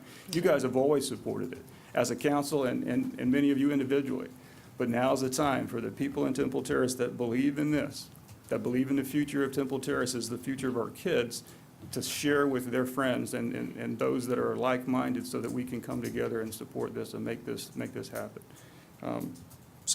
That's what I would need, Mayor. I would need council to have you, authorize you for a letter, and then we could get things rolling. I would bring it all back to you, the new interlocal, for you guys to review and everything before any building construction is done. Very good. I'll ask our city attorney, do we need a formal motion for that? Yes, I'd recommend they make a. So moved. I have a motion. Do I have a second? I have a motion and a second. Is there any further discussion? Yes, I'm not, I mean, I don't want to be the one to rain on this after I just said what I said, but I'm not sure I'm real clear of what you just said. The county wants to give us money. Yep. Now, what's the catch? There is no catch. Okay, is this money that would be, normally have been earmarked for other projects and now would be earmarked for that? This is county money that is available to us. I don't know out of what fund it's coming, but it's available to us that can be That's the good expensed source. through the interlocal agreement by doing an amendment to the existing interlocal agreement. Okay, Which so will come this, back to us anyway. I know. This is not money, though, that was going to be given to us for other projects. That's that why I we- checked. That's why I checked with both the previous and the current Okay. Parks and Rec, Leisure I mean, I'm in Services. favor of it. I just Right. want to make sure that if we're unfunding something else, that No. we know that. No, Okay. you can, Okay. Carl gave me that, I would not stand before you and try to intercept, and I called him personally and spoke to him. I would not try to intercept funds that were otherwise something that was an outstanding project. Okay. We are going to go back to Councilman Donahue's. We had a motion, second discussion. We did not have a formal vote. All in favor? Aye. Aye. Opposed? Thought we did. I thought you did. Thought we I did. thought we did too, but It's okay, we now have clarifying. We officially now, voted. know we did. We're in. And Voted now, twice, like Chicago. and we have a first and a second on accepting the additional $260,000. If there's no further discussion, I'll call the vote. This motion is to authorize you to write the letter. That's right. Right. And then it'll come back. The interlocal will come back to you for final approval, yes, sir. All in favor? Aye. Aye. Opposed? Motion carries. Almost done. Uh-oh. I have to give, because it was, so many people have done so many things behind us, and I gotta give kudos to Judge Dennis Alvarez, Sheriff Chad Cronister, the Public Defender Julie Hope, the State Attorney Andrew Warren, Miss Betty Castor, Joe Garcia, Mr. Armando Rochi. These people have been doing things behind the scenes that you guys may not be aware of. So, and to the extent that you interact with them, to the extent, they've been doing stuff. And I want you to know that they've been doing stuff, and I want our citizens to know that. And I got to give kudos and special thanks to Dale McClellan. He stayed because I said I had something to say about him. The fact that he has stepped forward, and Farm Night 2018 is going to be for our Boys and Girls Club. Chris is going to say, I think, just one quick thing, but we're going to have an event down at the Boys and Girls Club coinciding with our Farm Night, so that we're going to invite major players and potential supporters to come and see some renditions of what we're going to do, and because of you, what changes we're going to make down there. So, Not going to have the same night, right? huh? Not going to have the same night.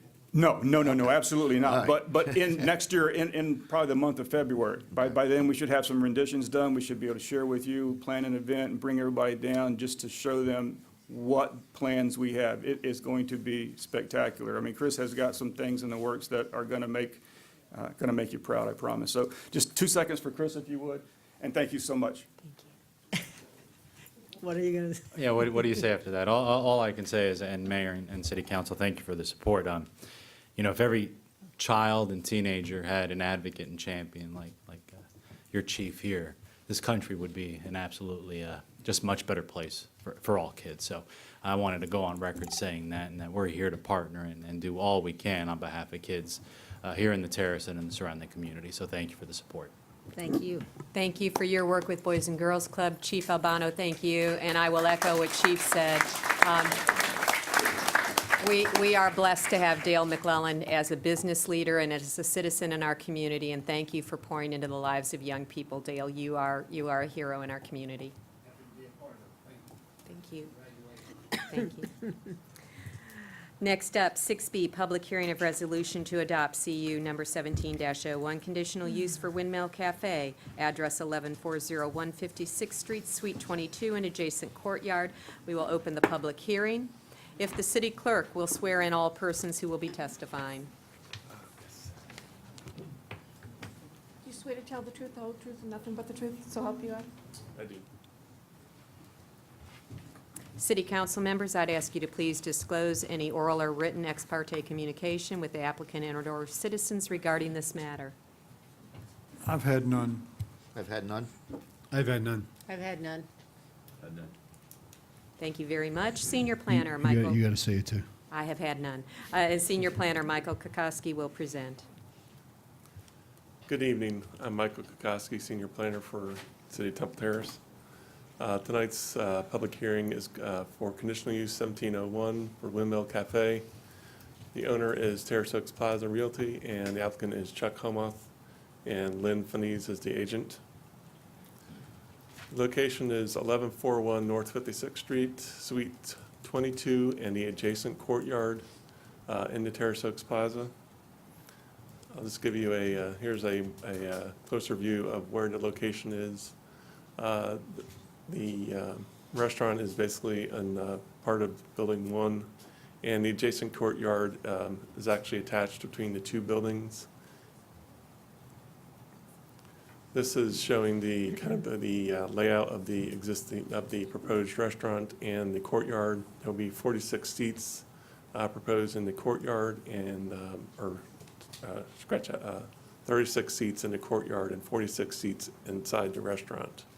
The request for the conditional use is because they are asking for greater than 20% of the outdoor seating, 20% more of the indoor seating as outdoor seating. So they actually have, the outdoor seating is actually at 78%. The restaurant will have a 2 COP liquor license with the following conditions of approval for the restaurant. There'll be operating hours. There's the exhibit in the resolution identifies all the specifics. The operating hours are generally going to be for breakfast, lunch, and dinner during the week and the weekends. Outdoor music and live performance is proposed mostly on the weekends between Thursday to Saturday evenings, and also on Sunday afternoons, early afternoon. The outdoor seats will be 36 versus the 9 that it would be allowed outright. Serving alcohol and food essentially will be based on requirements of our alcoholic license. Also, any alcohol that is and food that's served will be served through the entrance that goes to the courtyard, and there will also be a fence and gate, so the entire courtyard will be enclosed so that no one will be able to go in and out with alcoholic beverages or food. There's also a condition where it allows for the transfer of the ownership of the business if it's operated in the same manner. If it changes significantly, then the conditional use will be void. And lastly, the fence and gate for the outdoor seat will be required to be built there before they can open.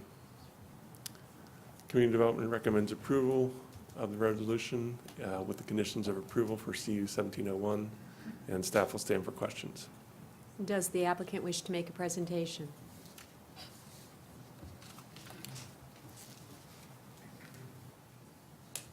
City Council, any questions for applicant or staff? Councilman Donahue? I know that when Savvy Jack's had their restaurant, they did not use the outdoor seating because they didn't have an entry into the courtyard. Correct. Is that what I'm seeing here, that they're changing? Yes, I think about the slideshow. Right. Can we show slides? Go back. Yes, there'll be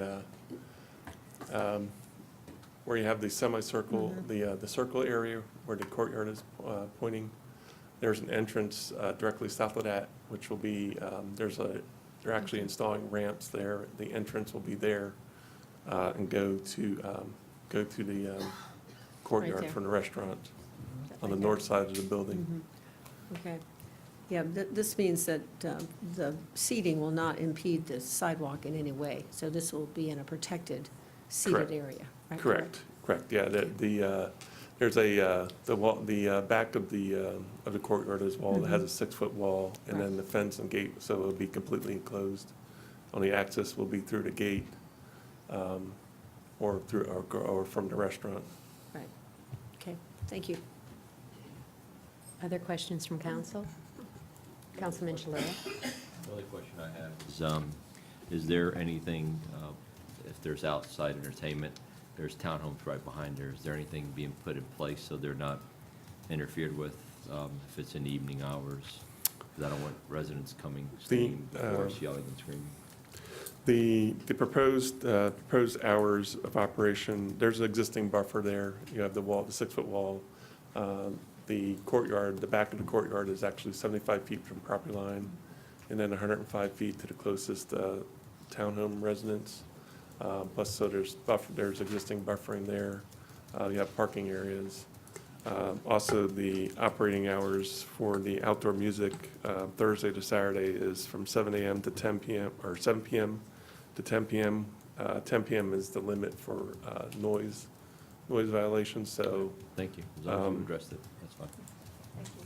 Any other questions from council? Thank you, Ms. Mayor. As far as typically, we have the applicant here, and the applicant is not present for this hearing. So, Mr. Koski, I presume then. Oh, I'm sorry. I did not see the applicant. They didn't speak. Okay, would you like to make a presentation, or I guess typically the applicant does come up and make a presentation during this. My apologies. Yeah, we made the Madam offer. Mayor. Okay.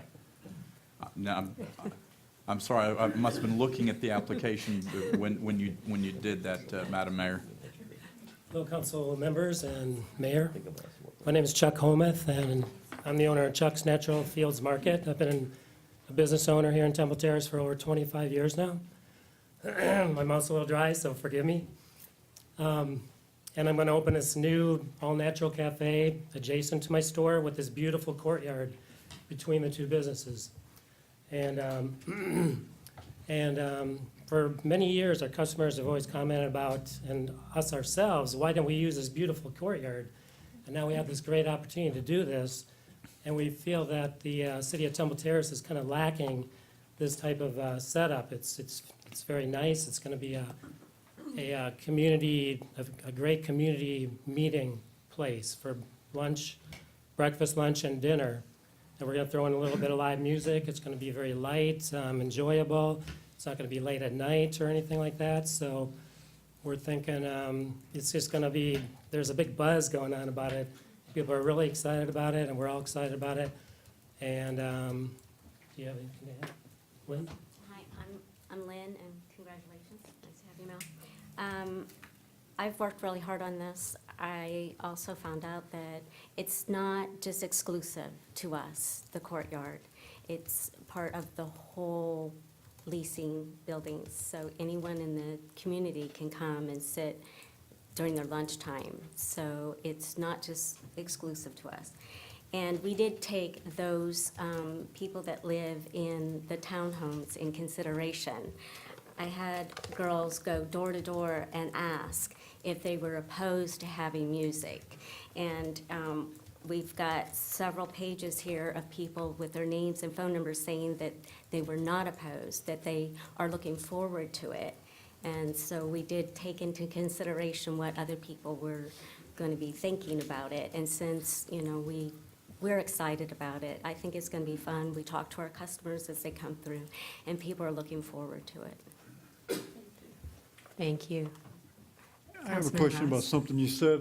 When I read this, I thought that access to the courtyard was restricted to and from the restaurant. It's open in the front with stairs that go down, Okay. and we have a gate so that at night we can close it off. so that there wouldn't be any problems. Okay, that's my question. So when you're serving food and alcohol out there, will those gates be closed? No, they'll be open. Okay, well, that's my question, is how will you control people coming into that area that haven't bought your product? I mean, they buy a beer from the convenience store and they just walk in, sit down. How will that be controlled? Well, it is a gate that could be closed during the events if it was needed to be. So I see the concern there, but it could be closed. The gate's already up and in place. so. Right. I mean, I'm in favor of it. I'm just Mhm. wondering how you would control people from, I mean, I thought it was Right. strictly for your product that people bought in the restaurant or through your servers. I didn't know that people would be able to just walk in there. Well, it is for us, based on our lease with Terrace Oaks property. Because it's a courtyard that's shared by the entire plaza, the wording is, in the lease, is that we technically need to share it, although they gave us exclusivity on the courtyard. So it's just one of those situations with the plaza granting us the Yep. usage. Where that is, it probably won't be a widespread problem, but what's your plan if it does? What if people hear the music and they say, hey, I'm gonna go to the Circle K and buy some beer and go over and watch your music? What are you gonna do? Well, again, the property owner is giving us the right to, I don't want to use that word, but police the situation. So if it comes to where we need to close the gate, then You could. the property owner would let us, and we could choose to do that, if Okay. that's for the safety and preventing others from just coming in and bringing a six-pack or something. If it gets to be a problem. Yeah, okay.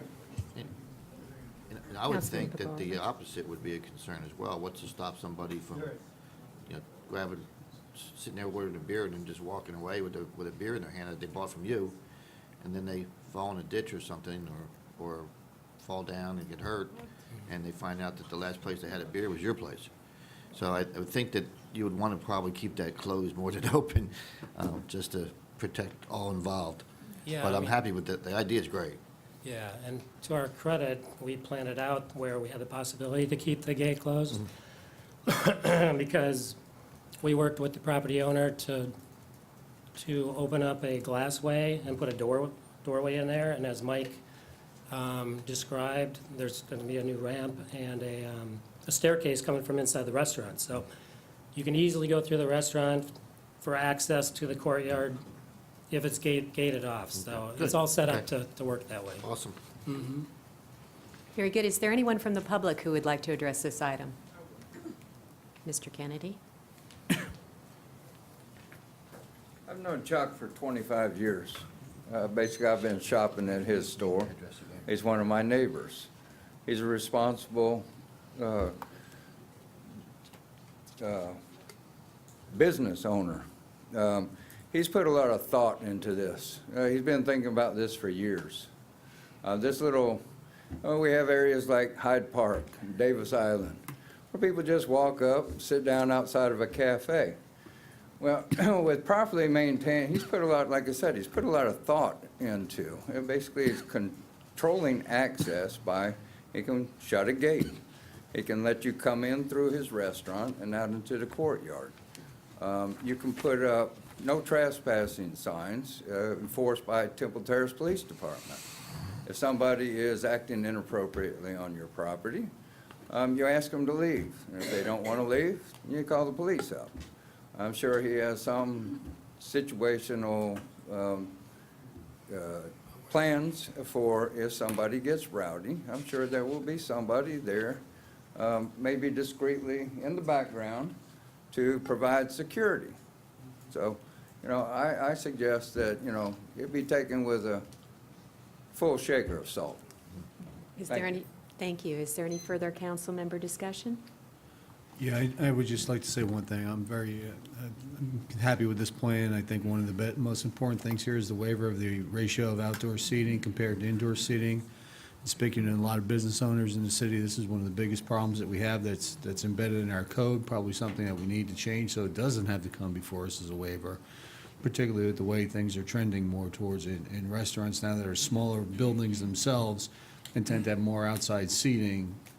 than they do have indoor seating. So while I'm in favor of this waiver and moving ahead forward with this, I think it's something we need to really look at in the future and address, so it doesn't have to become a jump through the hoops issue for everyone in requesting waivers for certain things in the code.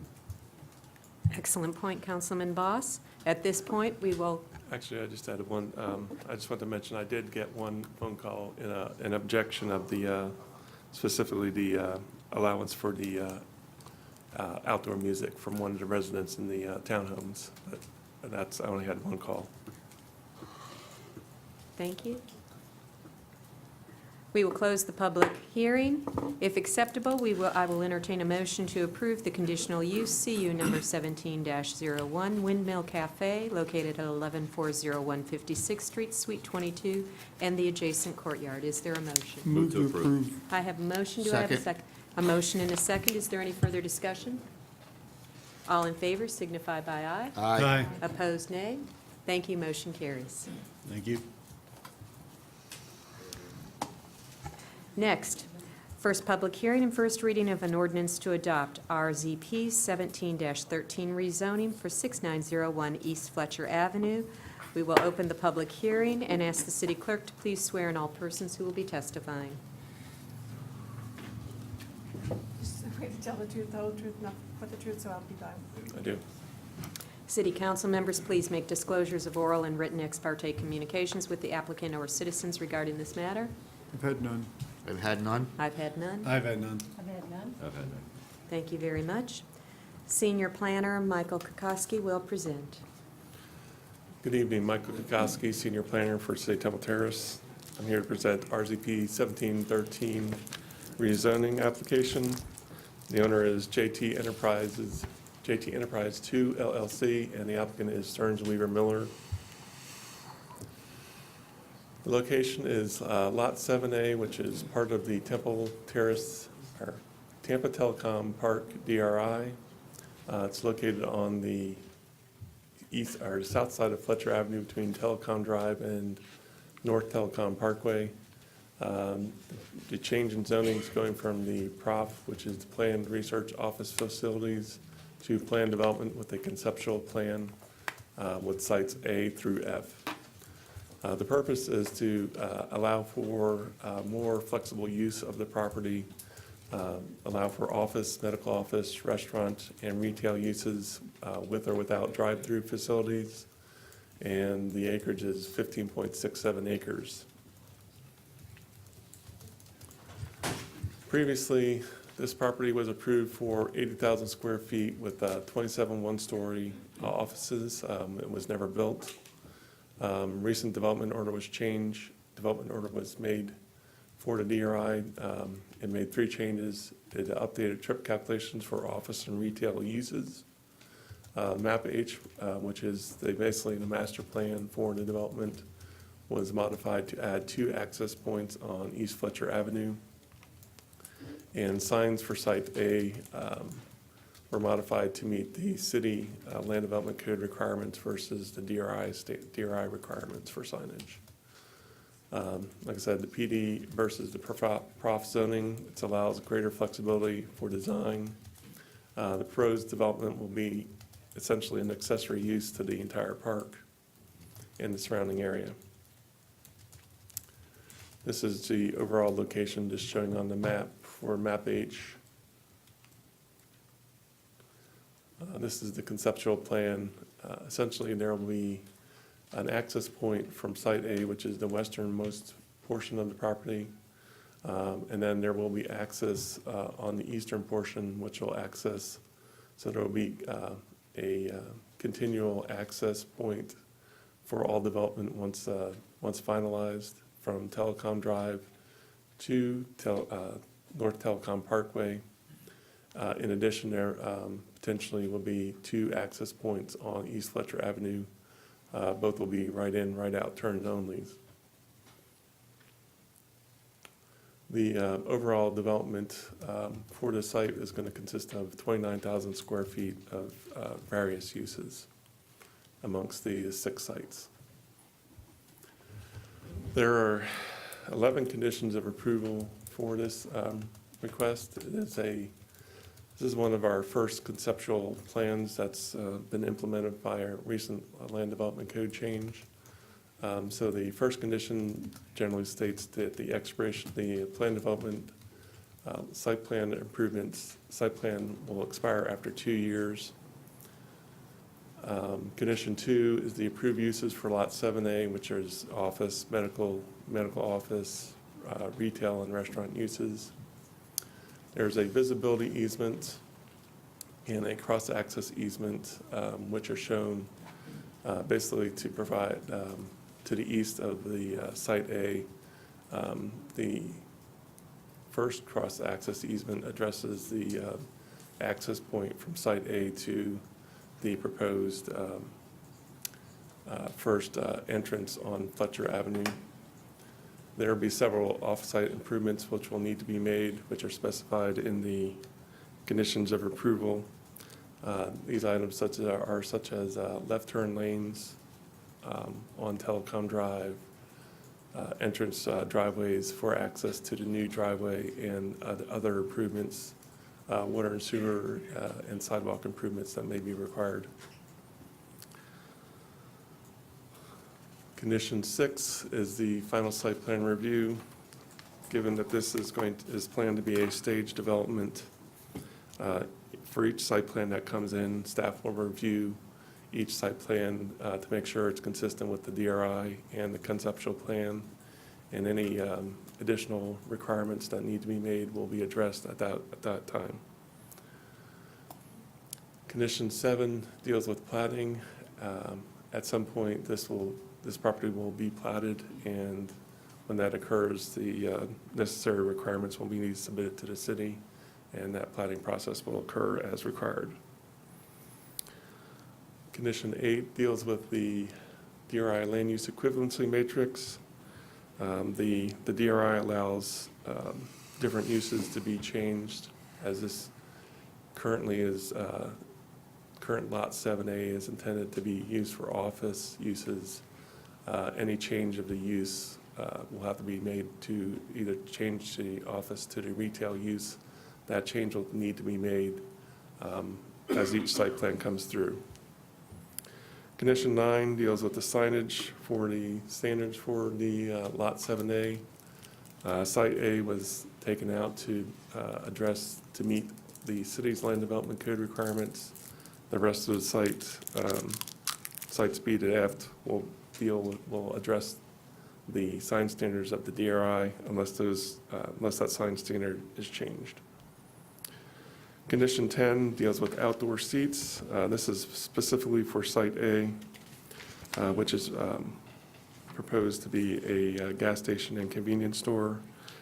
Since outdoor seating is not identified for convenience stores, we put a maximum of 25 outdoor seats to be further evaluated by the building official at the time of site plan review. And condition 11 deals with the tree canopy and tree protection and replacement for the entirety of Lot 7A. Typically, we look at each final site plan. We look at just the final site plan. Because of the prior development approvals and the existing wetlands on the property, staff will utilize the entire Lot 7A when it addresses the site plan reviews rather than just looking at the specific site. And as any kind of deficiency occurs over time, the deficiency will be dealt with the final site plan that creates that issue.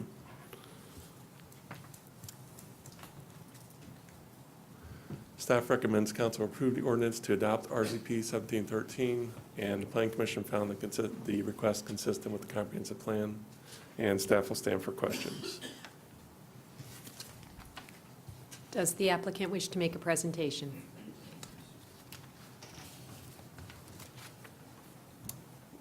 Can we put the conceptual plan up? There we go. Thanks. Yes, thank you. Vin Marchetti for the record, 401 East Jackson Street, Suite 2200, Tampa. I'm the attorney representing the property owners and also the potential end user on the corner racetrack convenience stores. Just want to thank staff, including Charles, for reviewing this application. It was pretty complex. The DRI out there is fairly old. It's been built out, I think, 80 to 85%. The uses that we're proposing on the site overall are going to be accessory and ancillary to the DRI telecom and also the immediate Temple Terrace area. Also, we'll be adding tax base substantially to the tax rolls for Temple Terrace in the future. I did want to mention that we've worked with various agencies as well in this application. We have wetland impacts, which actually were addressed at the prior development that had been abandoned, essentially. The Taggarts own the property currently. They're intending on developing the entire site. Our racetrack will develop the corner parcel itself. David Smith, our land planner at our law firm, just provide a couple of comments for the record, then happy to answer any questions. Thank you. Good evening, David Smith, 401 East Jackson Street, 33602. Planner with Stearns Weaver Miller. Also used to be a resident for 25 years in Temple Terrace, and it was a great place to have a family grow up. As was indicated by the staff and Mr. Marchetti, this site is located in the DRI for Telecom Park. It's one of the last lots to be developed in Telecom Park. It is the frontage lot for the development. In looking at the uses that were allowed in the DRI, it was recommended that we pursue the PD, and it just happened to be that the PD concept changed in the land development code, and that's why we're here with a conceptual plan. The conceptual plan incorporates internal access, which I think was very important to staff, and also as part of the DRI. There's a lot of workers out there in Telecom Park. Right now, they have to basically exit every day at lunch, unless they bring their lunch, get out on Fletcher with everybody else, look for some place to go to eat, or have services. The idea here is to have a development that will address that need, as well as other people that are working in the area. You know, we have Tampa Oaks, Hidden River is just up the street. The access points, North Telecom Parkway, Telecom Drive, and Wood Stork Road provide basically the external access, and then internal access is provided for by the cross easements that were discussed by staff. The two right-in, right-out driveways were approved as part of the DRI amendment that was recently approved by council some 2 weeks ago.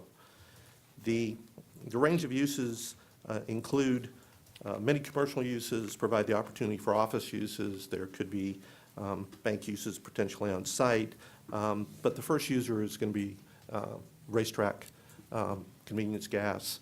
But if anybody that's looked at the new racetracks, they're much more than convenience gas. They have a very good product. That's going to be coming to you from the site plan perspective on the next agenda. So I won't say poison the well, but sweeten the well for what that's going to look like, but it's going to be a very nice product. Transportation impacts associated with the development are addressed through the DRI. There's an equivalency matrix. So basically, we're taking approved trips using the equivalency matrix to create the entitlements that are being proposed on this site. So therefore, there's no net impact increase on any transportation corridors. The Planning Commission found this consistent with the comprehensive plan and the RCP standards. We've reviewed all conditions and are acceptable to the applicant and the property owner. We're here to answer any questions. We have the property owner. We also have the racetrack representative, as well as the engineer here, if there are any questions. Thank you. Council, questions of applicant or staff?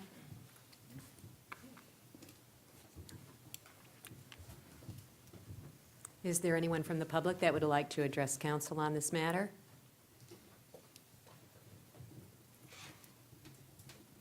We will close the public hearing.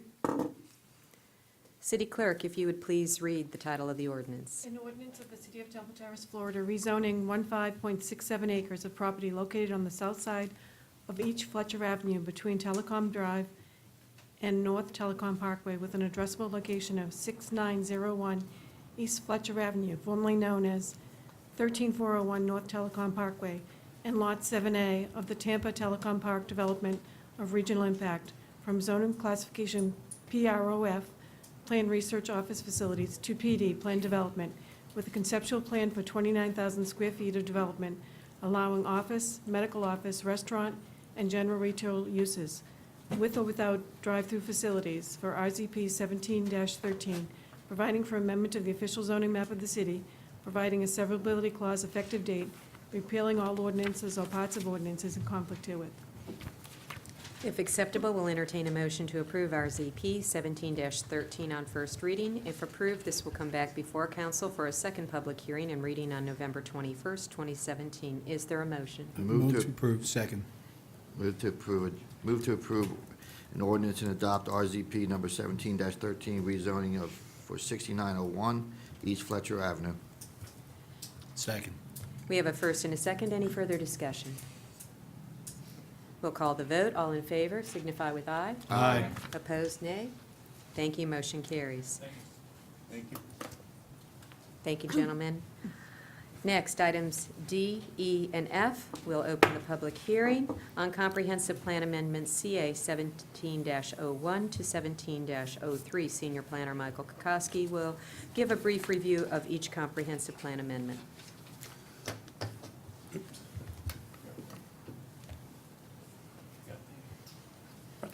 Got the clicker. Michael Kokoski with the Senior Planner with the Community Development Department. This is a second public hearing for Comprehensive Plan CPA 1701, 02, and 03. So I'll just give a quick summary of what the amendments were. CPA 1701 is in the US 301 Industrial Park. The land use is going from CMU 12 County to industrial in the city. That's about 10 acres and existing industrial park. CPA 1702 is 1026 Davis Road. This is one of the persons that spoke, talked about this property at the beginning of the meeting. CPA 1702, the land use is going from residential 6 in the county to R9 in the city. The acreage is 2.39 acres, and the existing use is single-family dwelling. And CPA 1703, this is a property at the northeast corner of River Hills Drive and Gillette. The land use is going from residential 6 county to R9 in the city. It's 0.35 acres. It's currently a vacant lot. It's intended to be used to build a house on the property. Community Development recommends approval of the separate ordinances for CPA 1701, 02, and 03. Plan Commission found all the requests consistent with the comprehensive plan, and CPA 1701 is considered a large-scale amendment, so that had to go to state, whereas CR2 did not. State had no objections to CPA 1701, and staff will stand for questions. Councilman Ross. Kukowski, I have a question regarding 1702. That's the parcel that we heard from Mr. Barrow about. Can you put that map Yes. back up and show us where his property is compared to this property and speak, can you explain, talk about the issue again? I think his property is directly, I believe it's directly south of the application that we're considering now. So he's in the county. Yes, and actually, I think we had some discussion about him potentially annexing to the city also. So his property adjoins this property Yes, for the immediately to the south. longitude part of it. Yes. And what Right was now- the, Go ahead, Ed. what was the problem with this? What was the potential? I guess from what I gather, he was, I'm not sure what he, I think it seemed like he was thinking that this property was going to be redeveloped. And we had, the applicant had indicated that he was looking at considering, developing this property into a subdivision, a residential subdivision, which he would be allowed to do with the new land use and zoning. Currently, there really won't be, our residential our land use category and their zoning category, and the counties, between the county and ours is relatively the same. So the There might be permissible, some increase in what would be allowed, but it would depend on the design of the subdivision. okay, so the permissible uses for this property, now that it's been annexed, and if, assuming that we rezone it, those uses are very similar to what it always has been. Yes, it can be similar, yes. In this instance, we're doing the land use, the zoning is actually, will follow this public hearing. We have to adopt the land use first, and then we can adopt the zoning. I would ask if there are comments or questions from the public on these three amendments. Please step forward.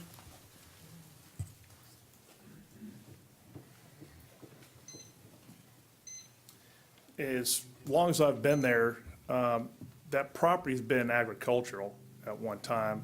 Even mine was agriculture, it's not now, because I don't want to have the animals on there. But my uncle's next to me is agricultural. So my concern is about how many homes are going to be allowed on there. And, you know, what type of use? Is it going to be like a Section 8 type of homes coming in there, apartments? I have no idea what he's actually going to be building in there. I don't know how many homes are going to be going on that small, narrow piece of property. And, you know, I just want to make sure there's at least like a concrete wall, block wall that's dividing my property from his, or a nice vinyl fence. I don't want any type of wood on there, because that type of apartment complex, if you're gonna build something like that, I've seen it, unless it's concrete, it gets knocked in, and next thing you know, you have people intruding on your property, and I just don't want that. I don't think you can go that way. It appears to be single-family. Yeah, I It did. was single-family, and it will be single-family. A single family, I was not aware of exactly what the whole plan is. That's why I came here today, to figure out what exactly is gonna be allowed there. Because the property is pretty narrow, so I don't know what kind of small family you could do in there unless they're tiny houses. Yeah. you know?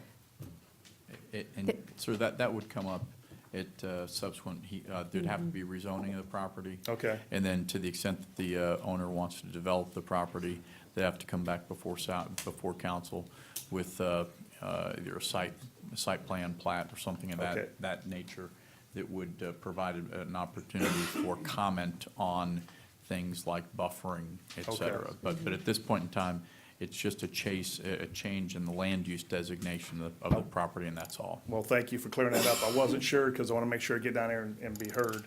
Yeah, You know. there'll be subsequent hearings before the city council Okay. on those issues, and you'll be receiving notice when those issues come up. Okay, then right now I have no problem with it then. Sure. Thank you, sir. Okay. Are Thank you, there ma'am. any other comments from the public on this item? Hearing none, we will close the public hearing. Council member discussion.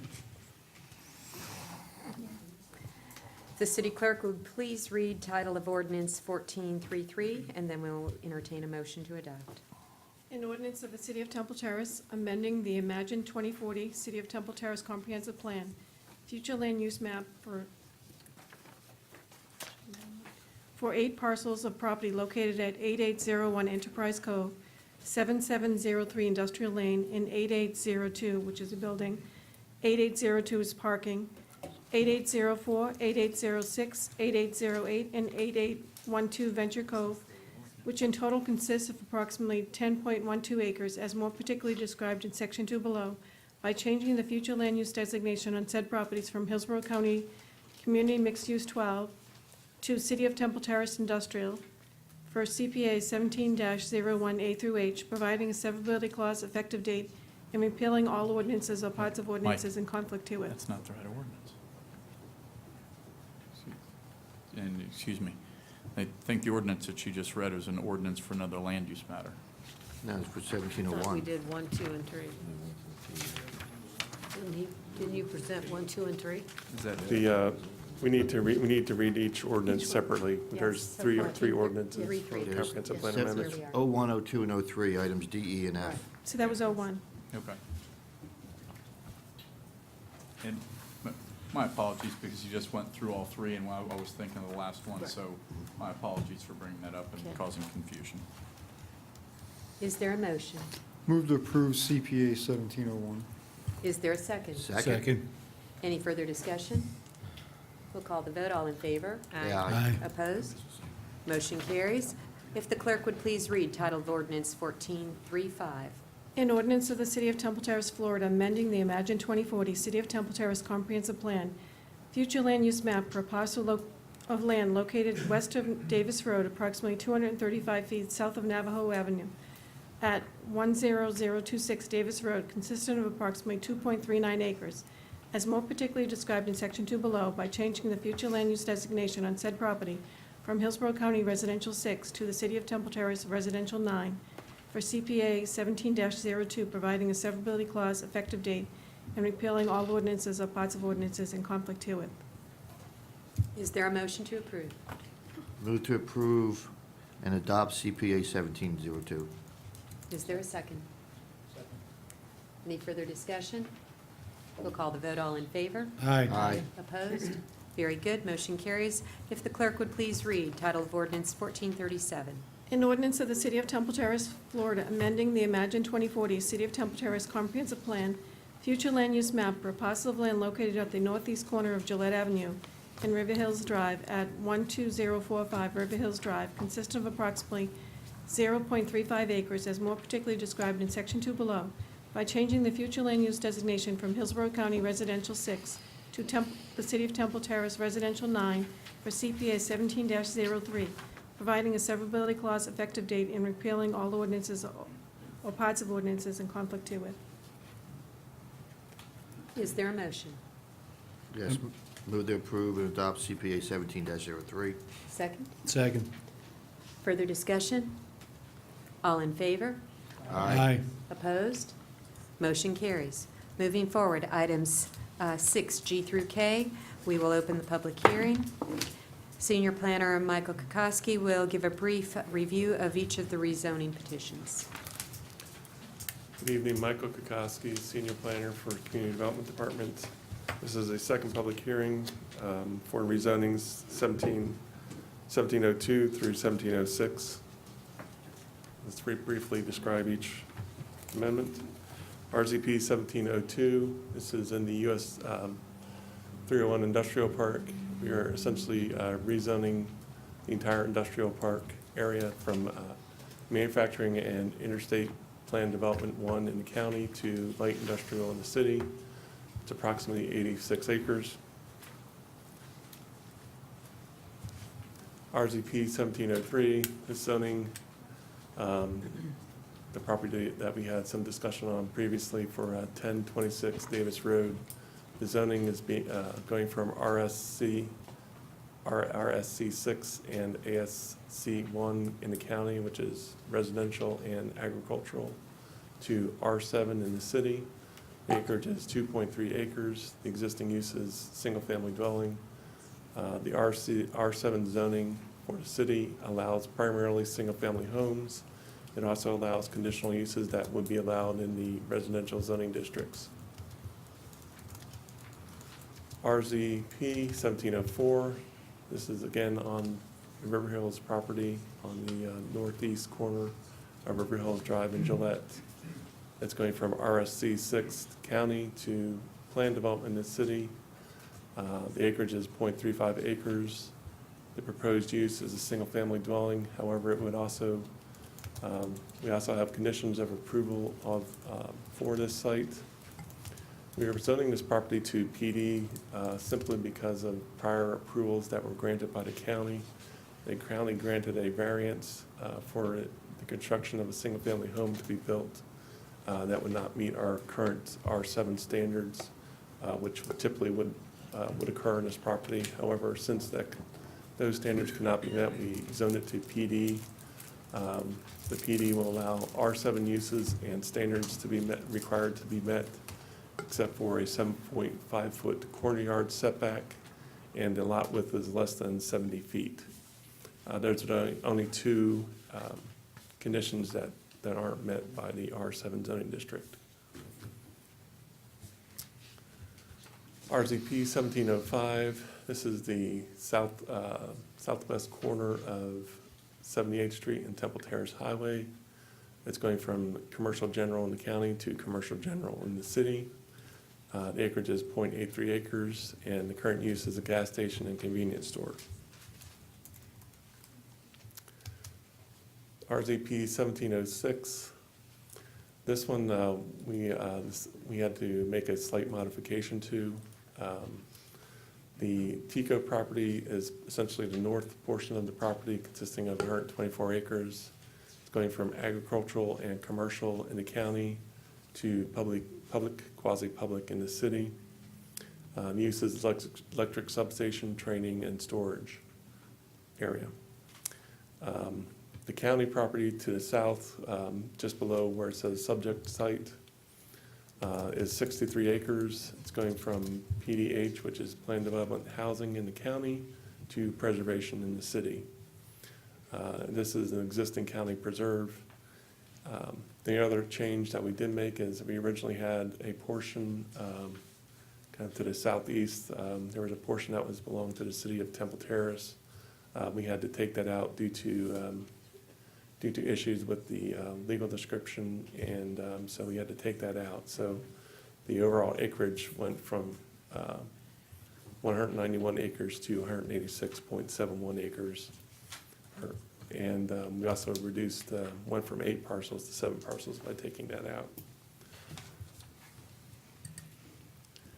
Community Development recommends approval of separate ordinances for RZP 1702 to 1706. Planning Commission found the requests consistent with the comprehensive plan. The effective dates vary due to some being small-scale amendments and some being large-scale amendments. RZP 1702 will go into effect after CPA 1701 is approved by the state. RZP 1703 and 04 will go into effect 31 days after Comprehensive Plan 1702 and 1703 respectively. Those are considered small-scale amendments that aren't reviewed by the state. And RZP 1705 and 1706 will go into effect immediately. Staff will stand for questions. I would ask if there's anyone from the public that would like to speak to these proposed rezonings. Seeing none, we will close the public hearing and open it for council discussion. Just have a question. Is there any access to this preserve? Any public access? Yes, the actual,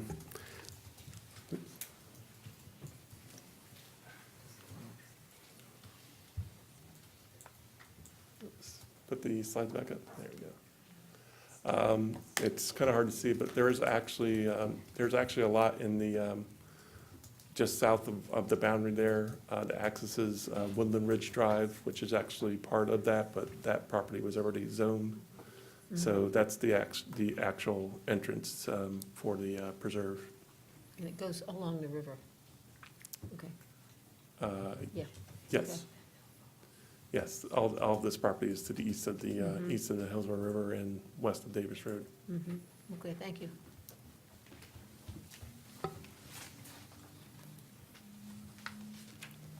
If the clerk would please read the title of ordinance 1434.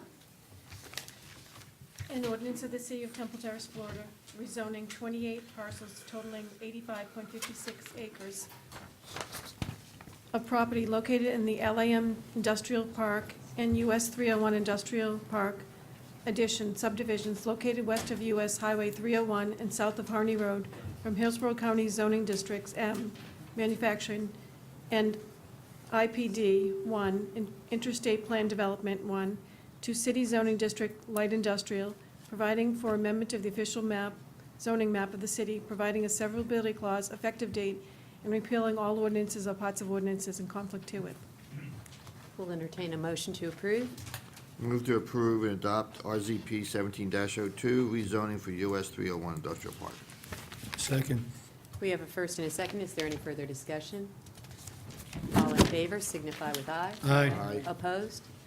Very good. If the clerk would please read title of ordinance 1436. An ordinance of the City of Temple Terrace, Florida, rezoning a 2.39 acre parcel of land located west of Davis Road, approximately 235 feet south of Navajo Avenue, at 10026 Davis Road, as more particularly described in Section 2 below, from Hillsborough County zoning districts ASC 1 Agriculture to RSC 6 Single Family to City Zoning District R7 Single Family, providing for an amendment of the official zoning map of the city, providing a severability clause, effective date, and repealing all ordinances or parts of ordinances in conflict to it.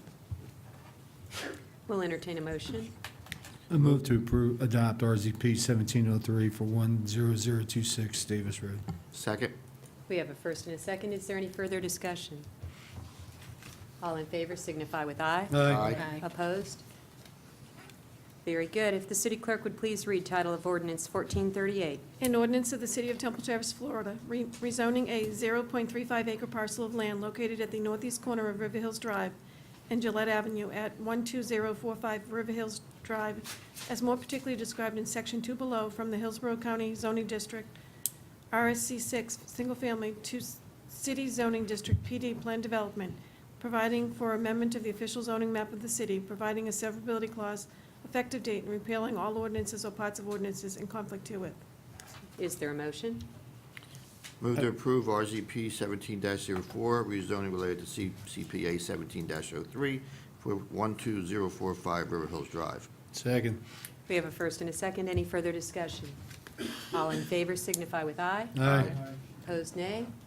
Motion carries. If the city clerk would please read the title of ordinance 1439. An ordinance of the City of Temple Terrace, Florida, rezoning a 0.83 acre parcel of land located at the southwest corner of Temple Terrace Highway and 78th Street, as more particularly described in Section 2 below, from Hillsborough County zoning district, CG Commercial, to City Zoning District of CG Commercial, providing for amendment of the official zoning map of the city, providing a severability clause, effective date, and repealing all ordinances or parts of ordinances in conflict to it.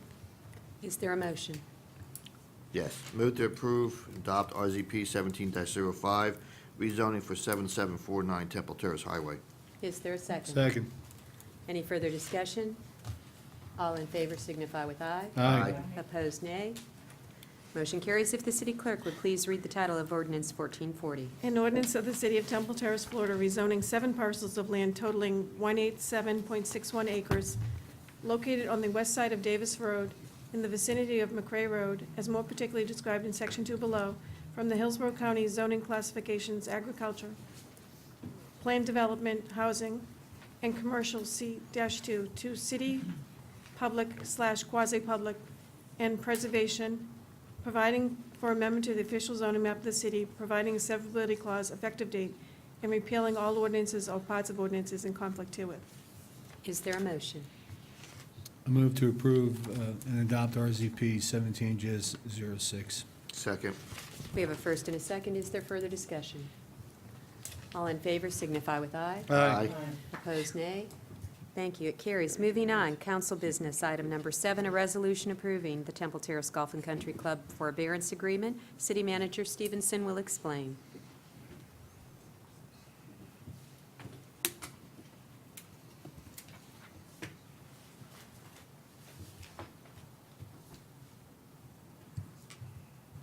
Thank you, Madam Mayor. In keeping with the direction of City Council from a few meetings ago, we were in the works of creating a forbearance agreements between the City of Temple Terrace and the Temple Terrace Golf and Country Club.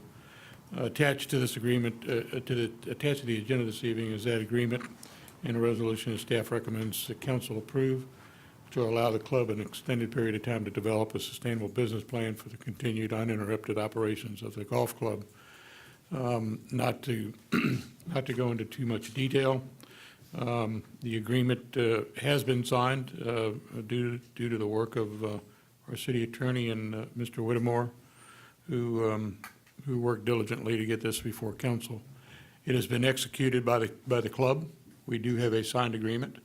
We're ready to move forward with this. There's a resolution that before council that authorizes the city manager to execute this agreement so that we can move forward with the creation of a business plan and the ability to give the club some time to do that. There is an expiration date on the agreement, and there is a requirement in there that the club develop this business plan by the end of the year and bring this back to council at the January 16th meeting, at which time they're to present that business plan to the council. With that, we would recommend that the council authorize the city manager to execute the forbearance agreement. There are representatives here from the club this evening with Mr. Whittemore and Mr. Nertney, if council's got any questions. But we would recommend that we move forward with this agreement. Are there members of the public that wish to speak to this item? Council members?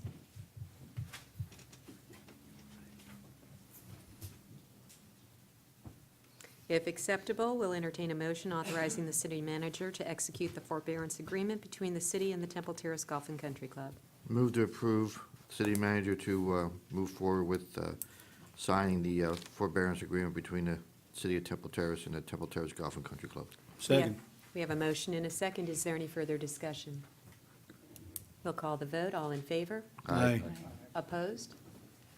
Thank you. Madam Mayor, if I may interrupt before we leave this subject while they're still here, can I say a few things about that? I'd like the council to consider giving the city staff some work direction here on this. I would like the council to direct staff while the club is building their business model. I think it'd be wise of us to prepare for what happens if it doesn't work. I mean, we all, I think, agree that we're hopeful that it will work out, but I think it'd be foolish of us to not look at the possibility that it won't. And so I think we should take this time during this forbearance agreement to do exactly what the club is doing and build our own contingency plan. I'd like to know things like, if the worst-case scenario, we had to take this over, how many employees would we have to hire? What equipment would we need? Would we outsource that, or would we maintain the thing on our own? Would we keep the banquet and restaurant facilities open with a vendor or like an Aramark or somebody along those lines, or would we close that part of the function up? What would that scenario look like? I hope that we build this plan and don't ever need it. Just like your hurricane plan, you hope that you build a plan that you don't ever need, but I think it's foolish not to have a hurricane plan or a fire plan. And I think it'd be foolish of us to wait until January and say, or 6 months from now, or a year from now, and say, well, gee, they had the best plan and it didn't work. Now what are we gonna do? Or in January, I don't think they're being dishonest, but what happens in January if they come to us and they say, you know what, we've looked at this thing all ways that we can't make it work. Here's the keys. What are we gonna do? And so I think it would be smart for us, and we all hope that we will never need this plan. But in my business, you hope for the best and prepare for the worst. And I think it'd be smart of us to direct the city manager to, and his staff, to build our plan while they're building theirs. Councilman Ross has made a motion. Is there a Second. second? There is a first and a second. Further discussion? Yeah, the only thing, I'm fine with that. The only thing, I thought we already had discussed this and said this was something we were doing. I don't know We if kinda needed to did. formalize it, but I thought we did. But again, I'm fine with that. I mean, we should always be looking at other options, but I do want to say also thank you to the members of the board who are here this evening. I know they have some consultations going on this evening, and I believe tomorrow also with the, or interviews going on with the consultant between club members and other people that are concerned about what's going on. So I'm sure they would probably like to see board members there, but I'm glad they took the time out to be here. And I have some comments after this motion about the same subject, so. Yeah, you're right. This isn't news to anybody. It's just formalizing what we've kind of already. That's fine. My only comment is that I think Mr. Stevenson is already doing this. We did give you some sense of that direction a couple of months ago. And from what I understand, he's already Yes.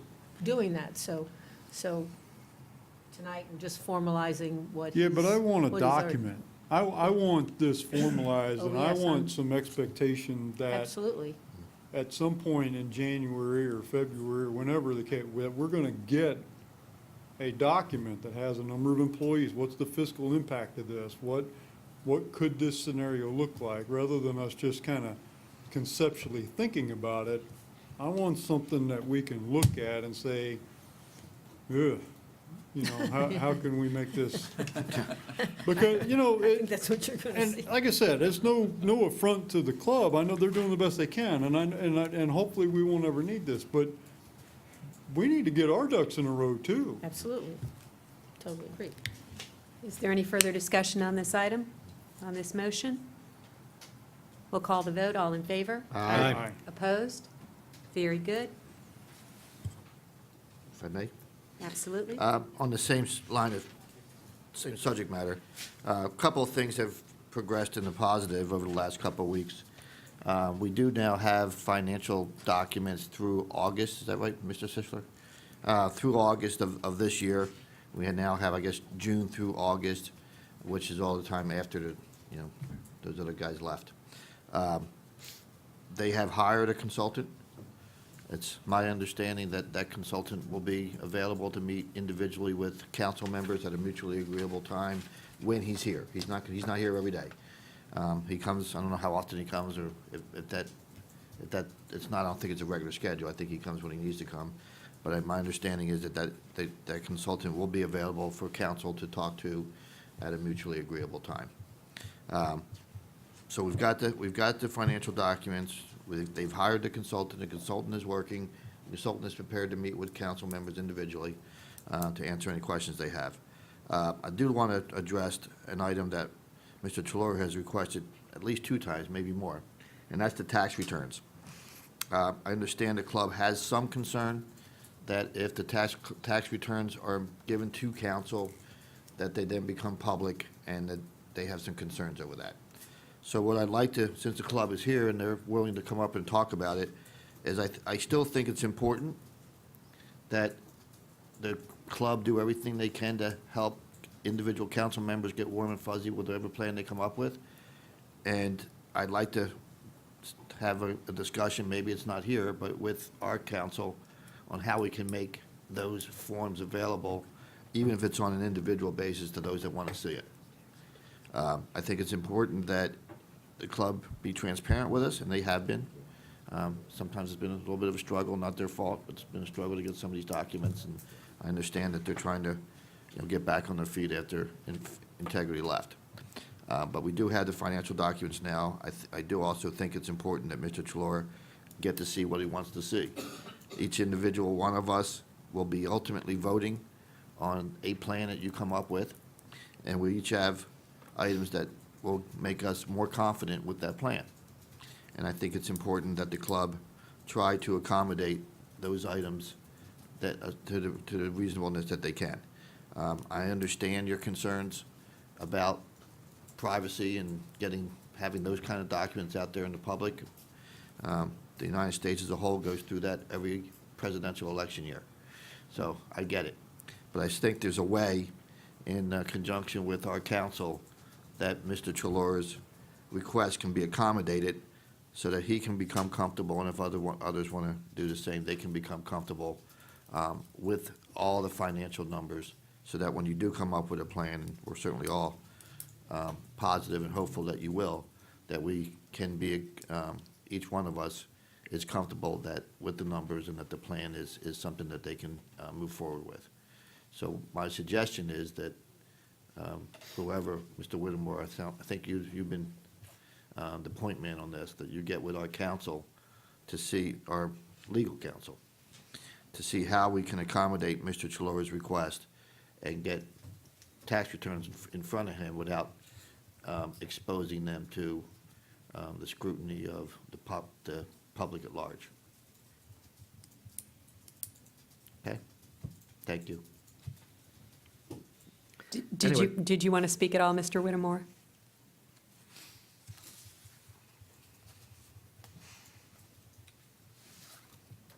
Good evening. Congratulations. Don Whittemore, 1303 North River Hills. Aside from shaking my head yes, that I'd be happy to talk to Mr. Connolly about it, I didn't care to say anything else, but we will try to accommodate the request. Okay. Thank you very much, Mr. Whittemore. Anything else, Mr.? No, like I said, there are, you know, it's, the wheels, in the beginning, were moved slowly, but I think we're moving a little bit faster now. Just as a reminder, we still are having conference calls every Friday morning. And the club has had all their people there. I think the next, do you plan on having your treasurer on the next call? I understand he's back, is that a yes? Yes. Okay, so the treasurer will be on the next call. He hasn't been on calls in the past. He will be on this next call. Both Mr. Whittemore and Mr. Nertley have been on all the calls. We have had discussions, some, not always the calmest of discussions, but we're working through everything, and I think we're all on the same page. Excellent. Okay? Thank you, Councilman. Next, new business. First up, a resolution modifying the City Council's Rules of Order and Procedure. City Manager Stevenson will explain. Thank you, Madam Mayor. Occasionally throughout the course of the year, modifications and updating of the City Council's rules and procedures require some attention. It promotes orderly and efficient meetings and serves the best interest of this community. Presented tonight for council are some clarifying items to increase the efficiency of our meetings. The last time this was done was in April of 2016. The three recommended modifications that are being suggested to the rules and procedures in this round is rule number 5C, which is a recommended procedure that would allow city manager adequate time to address questions of items on the agenda by providing him time to do some research prior to council meetings. The second change is to Rule 7, which constitutes a change to the order of business in which the invocation shall follow a call to order and be given prior to the Pledge of Allegiance. That seems to be a parliamentary preference moving forward. The third proposed change is to Rule 16E, titled Decorum and Order, which proposes to allow the city manager sufficient time to research an item or a public comment or request not on the agenda and not have the expectation of providing an immediate answer. This modification provides for efficiency and a relay of correct information moving forward for effective government, basically. That is some cleanup stuff on the rules and procedures that we would request an adoption of a resolution, approval of a resolution to modify the rules and regulations accordingly. Are there members of the public wishing to be heard on this resolution? I'd like to also address the 3 to 5 minute speaking requirement, or speaking. That's not the current resolution, but thank you, sir. No. I just want to readdress it. Thank you. Council member discussion?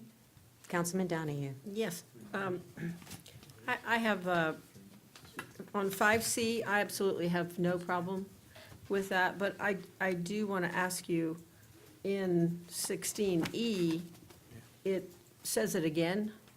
So it's in 5C, but then in section 16E, it also refers to impromptu items.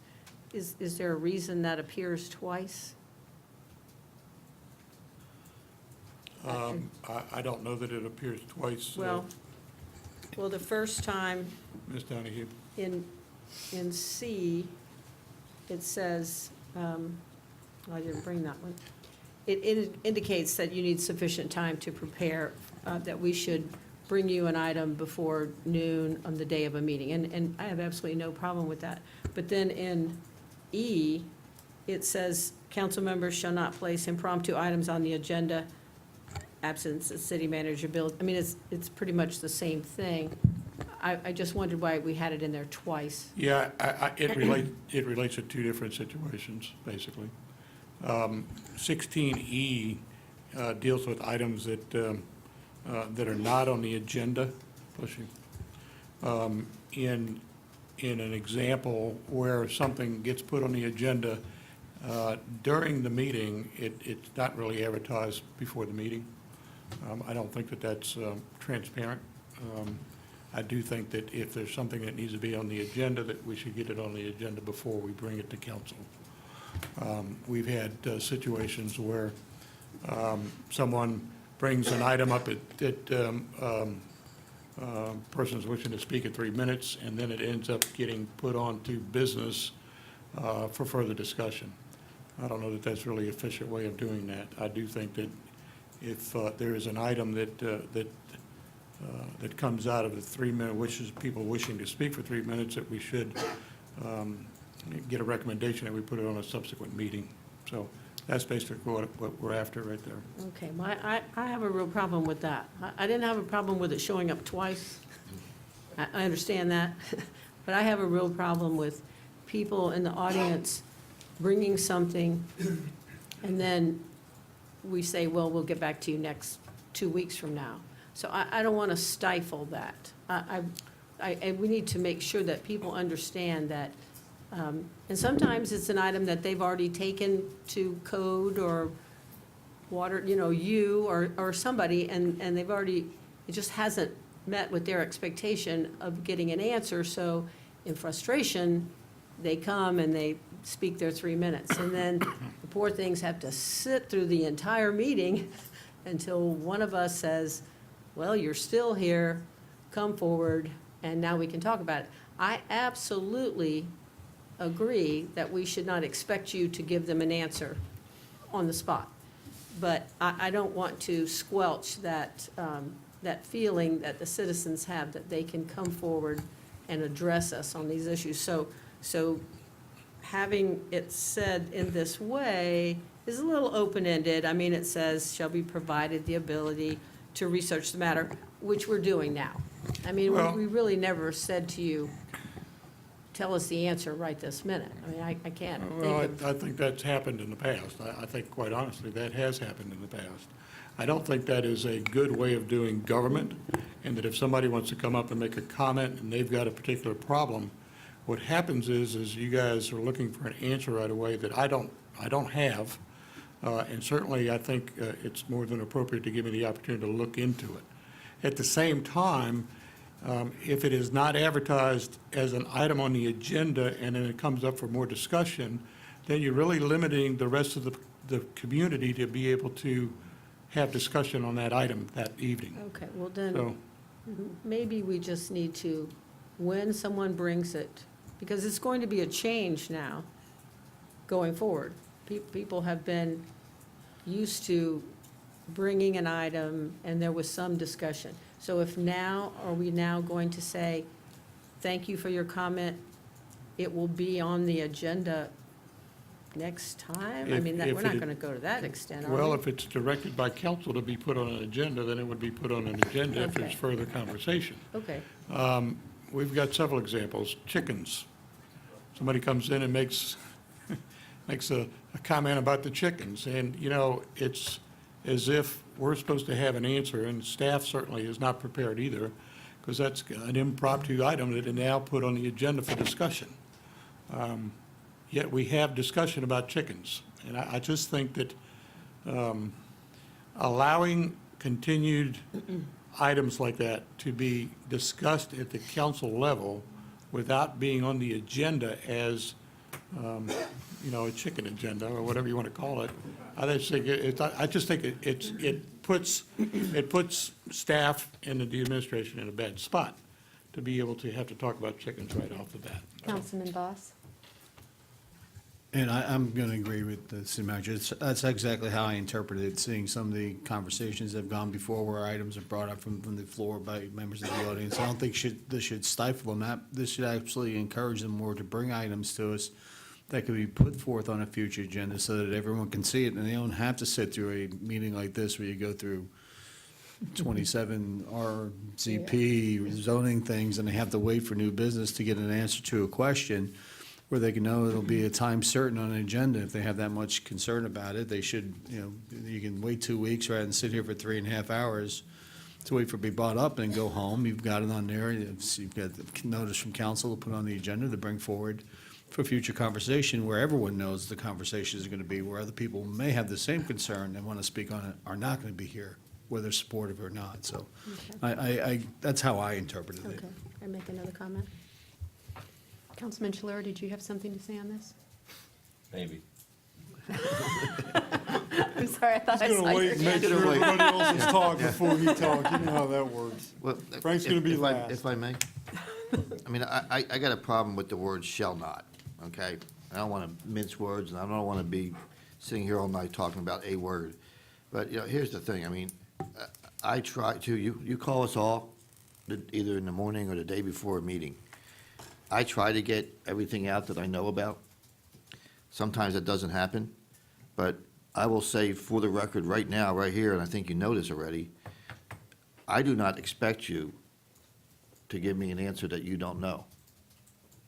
And I think you know that you can at least tell me that, well, I need some more time to look into that. And that's acceptable to me. I don't know that we need to change the language to get to that point. If I've put you in that spot in the past, you should tell me, because I don't want to, and I don't think anybody on this council should put you in a box. If you need time to review and do some research on something, that's fair and honest. That is transparent. And the citizens of Temple Terrace should understand and respect that.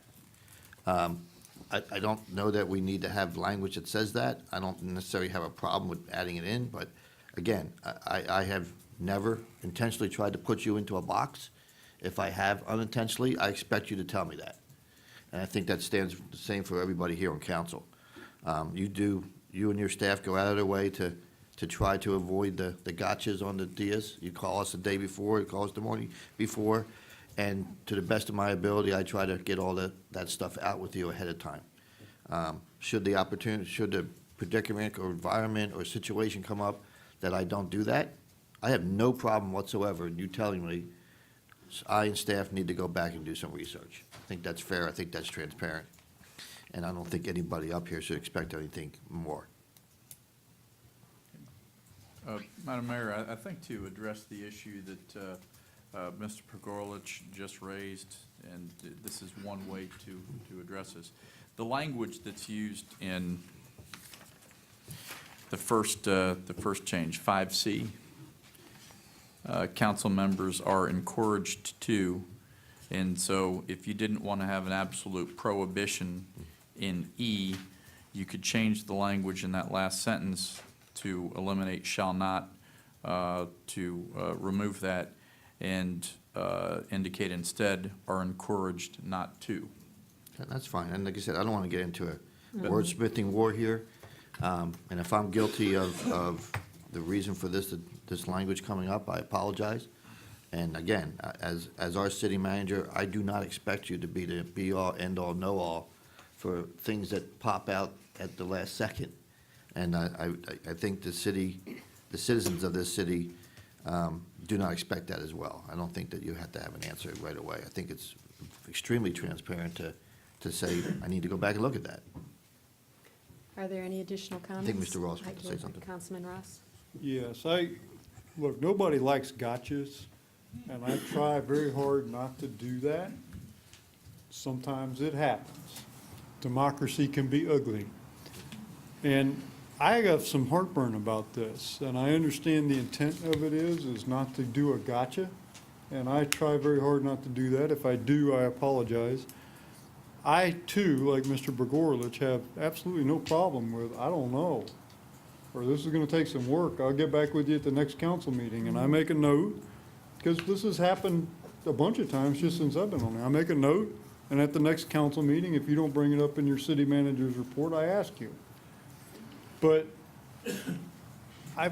fundamentally, I have an issue with this, because, I mean, not to wax philosophical on you here, but we represent the people, and sometimes the people say something during their public comment that spurs us to want to ask a question or two that we didn't even know about until they said so. Or sometimes walking in the parking lot, on the way in, somebody will say something that we want to ask about. Or sometimes we're just sitting here listening to zoning ordinances and we remember something that we wanted to ask about. And so I don't think it's fair to whoever sits on this council for somebody to then say, oh, point of order, you're in violation of the rules, you've got to give him 2 weeks' notice or got to bring it up for the rest of us to have time. It's like, no. We have as much right if we pass this, we're the only people in this room that don't have the right to speak spontaneously. The public can speak spontaneously. The city manager, the city attorney, we're the only people that can't speak spontaneously. I get it.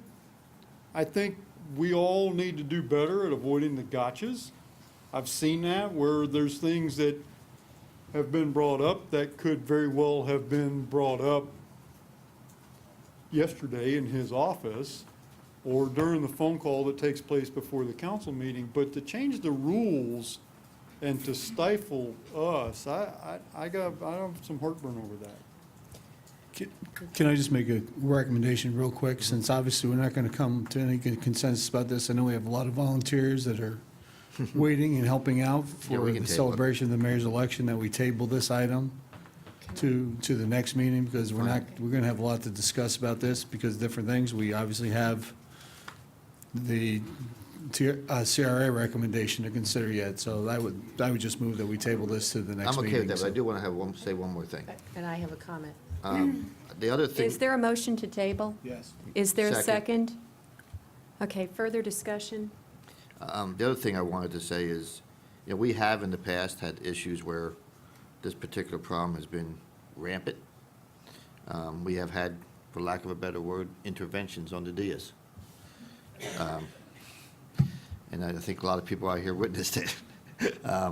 So my suggestion is, if it's me or anybody else on this council that you think is abusing that in any way, shape, or form, let's deal with the problem. Let's not change the language that kind of stifles, as Mr. Ross said, future council members. I think, that the idea of purposely hiding things in your back pocket to do a gotcha at the dais is wrong. It's not in keeping with the congeniality and the team building and everything we're supposed to be. And if I'm the one doing it, I want to know. I don't think I am. I know, hopefully nobody here is doing that. But if it becomes an issue, I think you owe it as a duty to the citizens of Temple Terrace and the rest of us to bring it to our attention and let us deal with it the way we have in the past. Is there any additional comment? Yes. Since we are going to table this and bring it back for a vote, I just attended the Hart Board meeting and also witnessed this at the Hillsborough County Commissioners meeting, that they have both changed their rule requiring speakers to give their home or business address. And the reason for that is that there was some, in this climate, of people using that to the wrong advantage.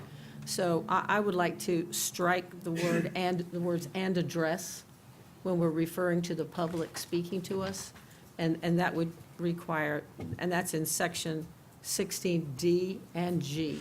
In both places it says that they have to give their name and address. So if when you bring this to us next time, if it's agreeable to council, that we would change that rule. And then that way, we would be going along with what appears to be a trend in protecting our citizens. So I'm sorry, I had to add that in there one more time. I will just comment that I believe in both of those entities, they still are required to give it in a written form, and I think it's important for this body to know that those who are coming before us, Live who are here. citizens and who are not citizens, I think that's critically important. And in those entities I'm aware of that I work with, if they're not verbally giving it, the clerk still has the opportunity to Correct. know that information. Correct, the clerk has it, but it is not said verbally.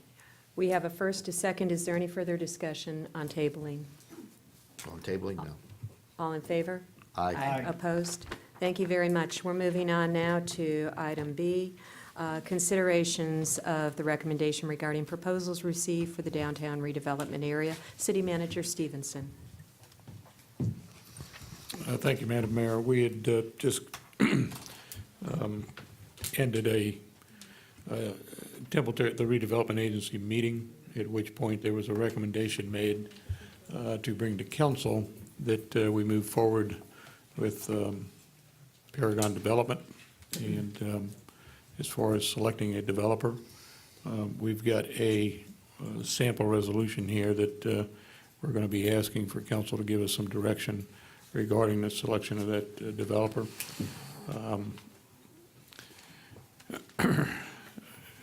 we need to move into discussion, and council needs to decide and give us direction on where to go with this resolution as far as selecting that developer for the city's downtown redevelopment area. Prior to council discussion, I'd ask, are there members of the public who wish to speak to this item?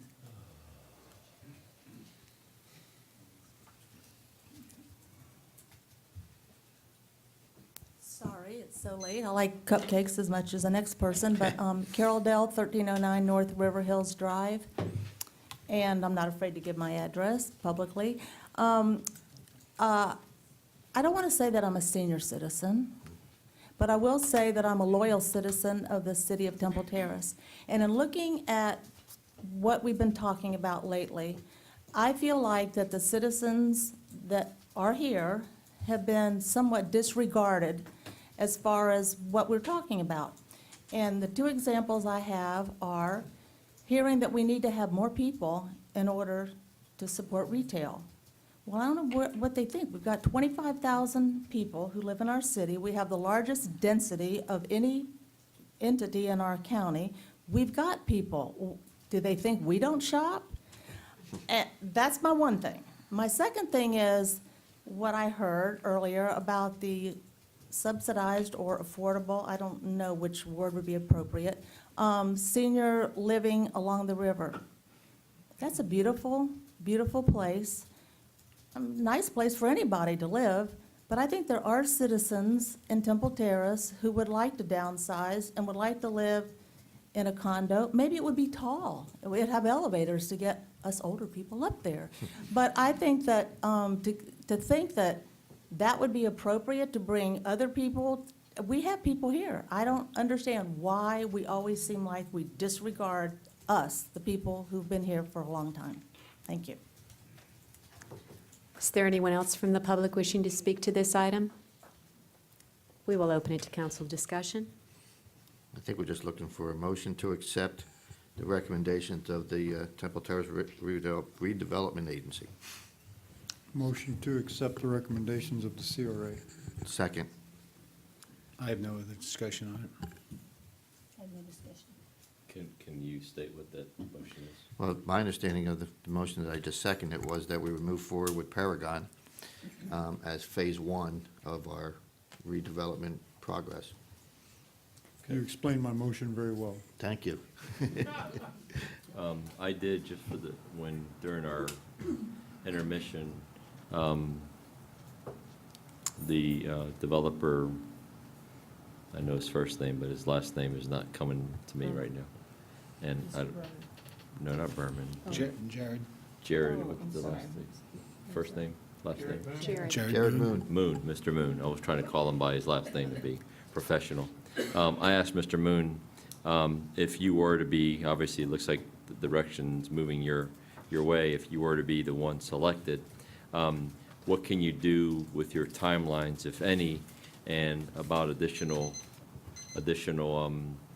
monies going hard based on our proposal?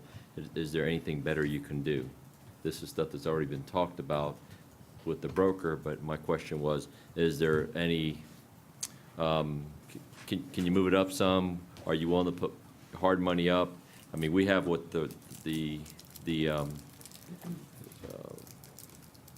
Cushman Wakefield presented us, but I want to hear from you if we could do something better, because based on what we're saying, we're sort of agreeing to what's been proposed to some degree. So I'm trying to, and I gave him the opportunity to put some thought into it, so I'm not catching you off guard. But Jared Moon, Paragon Thank Property you, Development Group. Excuse me, congratulations. Appreciate the nominee in the CRE meeting. To answer your question, Mr. Chirola, I'd like to keep the timing as set, which is a 90-day inspection period, a 60-day closed post-inspection period. Typically, when we go into development deals, we like to close with permits. In this case, we're most likely not going to have those. I'll be asking for the city to work with me as diligently as possible on the turnaround process. But during the traditional due diligence phase... I'm sorry, take me step by step, because this is very important. I mean, I know this has unfortunately been the longest meeting in our history for the last couple of years. No offense to you, Madam Mayor, but this is the most important, issue that's facing us right now. So I want to make sure we get it correct if we in fact endorse your proposal. Understand. So 90 days, walk me through that timeline So accurately. in the first 90 days, the first 45 days, I will do what I would call standard due diligence on that property. I will perform a survey, a phase one, phase two if needed. I don't think that it will be, but just in case. Geotechnical reports, things of that nature that prove to me that I will be able to build for my intended use. Assuming that all that comes out clean, I will start thoroughly designing the site. I will be working with my tenants in placement. I will be working on leases with them. Again, all this takes a little bit of a process. The tenants that I have, they do have a real estate committee process where they approve the site. But again, I'm extremely comfortable with the one tenant I have in tow. We've done 28 deals together. They've never led me astray. So I'm confident in them coming to the table. And again, that's what's allowed me to do this deal with your city.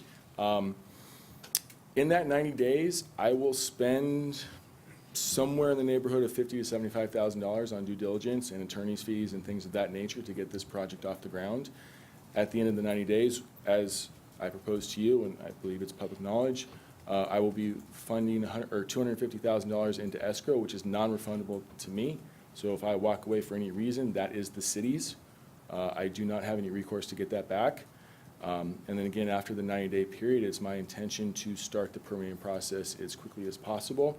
Ideally, I will have had at least one round of comments so I know what I'm dealing with. I have a little bit of a comfort level, and that will allow me to close on the property pre-permits.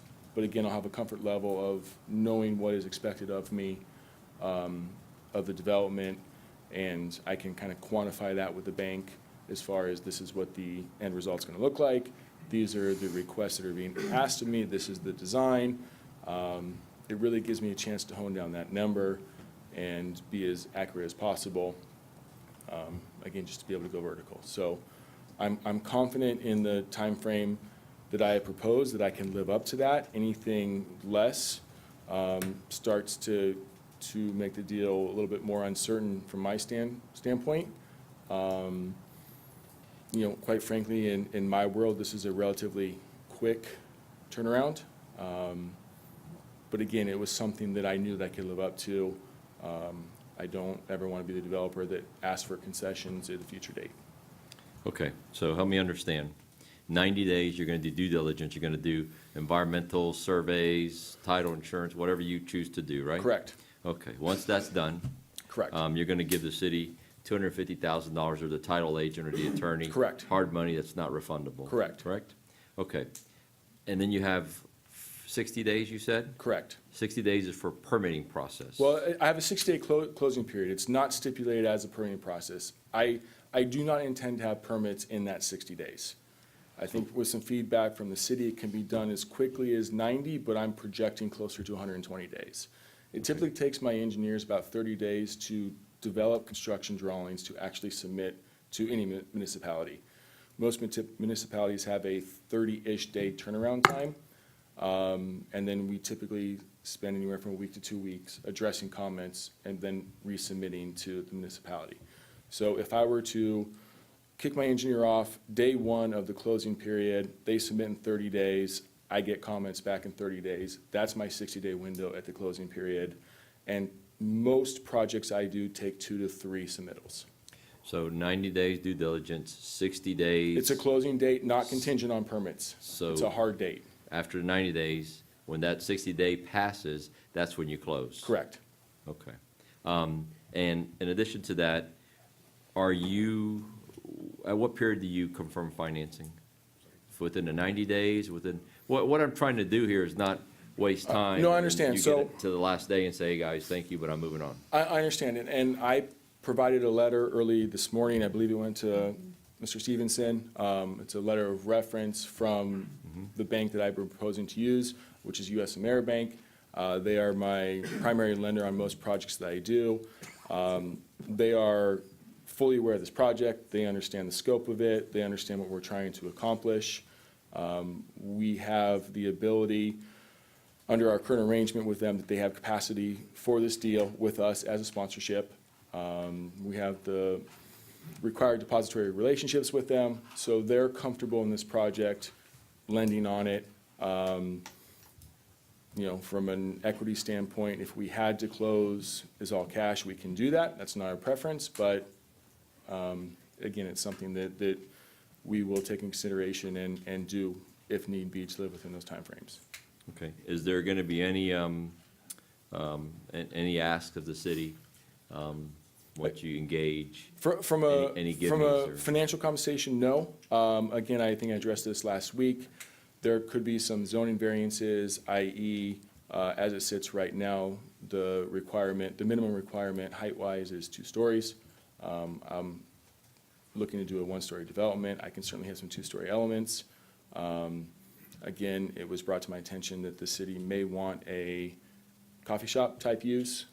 Every coffee shop I know of, which is inclusive of Starbucks, Panera Bread, Einstein Bagels, Dunkin' Donuts, all new deals, they require a drive-through. Not to say there aren't some existing ones that don't, but they do require a drive-through, and your current zoning does not allow for a restaurant with a drive-through. So if that's something that I can bring to the table, I may be asking for a variance from that standpoint, but again, from a compensation standpoint, impact fees, things of that nature, no, I'm not looking for any concessions. Okay, I understand, and that's reasonable, waivers, but I'm looking impact fees, any kind of money asked. No, That's not. That's okay. correct. Okay, I just want to make sure we have that on record, and also I want to make sure that on record is a letter from US Ameribank, which is made part of the agreement, that there are some very strong financial partners that are involved here. I want to make sure that when we do engage you, it's not a shell company, it's actually Correct. a company that has meat to it. Correct. Because that's what we got caught in the last time. No, I understand. So I will close on a single asset entity with this, which is standard in our industry. However, we have personal guarantees on the loan. This loan ultimately will be somewhere between the $8 and $9 million mark. So again, we are fully vested in this deal. That money matters to me. So I know you want to make it right, and certainly we want to make it right. I understand. And you know just as well as I do, an entity means nothing if there's no attachments to it. I just want to make sure that the entity that the city engages on legal documents has some financial wherewithal. Understand. I don't want a shell company that we just created 6 months ago. That I would just want to make sure that between you and legal, that we have something that I'm saying this to put it on record. I don't want to come back and say, well, they don't really have any net worth. I don't want that to happen. So if we can have that, I appreciate you explaining the timeline. I see that the hard money, the $250,000 goes hard after 90 days. You've talked about conditions. You've talked about financing. So those are, I think, very important issues that we need to be looking at that helps us understand what we're getting into. Sure. And I appreciate the explanation. Thank you. No problem. Any other questions? Thank you. Any other comments from council? There has been a first, second, and discussion on a motion approving a resolution selecting Paragon as developer of the property described in the developer's proposal, and now directing the city attorney and city staff to communicate with the developer to prepare documents necessary to effectuate the conveyance of the property to the developer. We've had a first, second, and discussion. We'll now call the vote. All in favor? Aye. Opposed? Thank you very much. Thank you. Motion carries. Congratulations, sir. City Manager's report, Mr. Stevenson.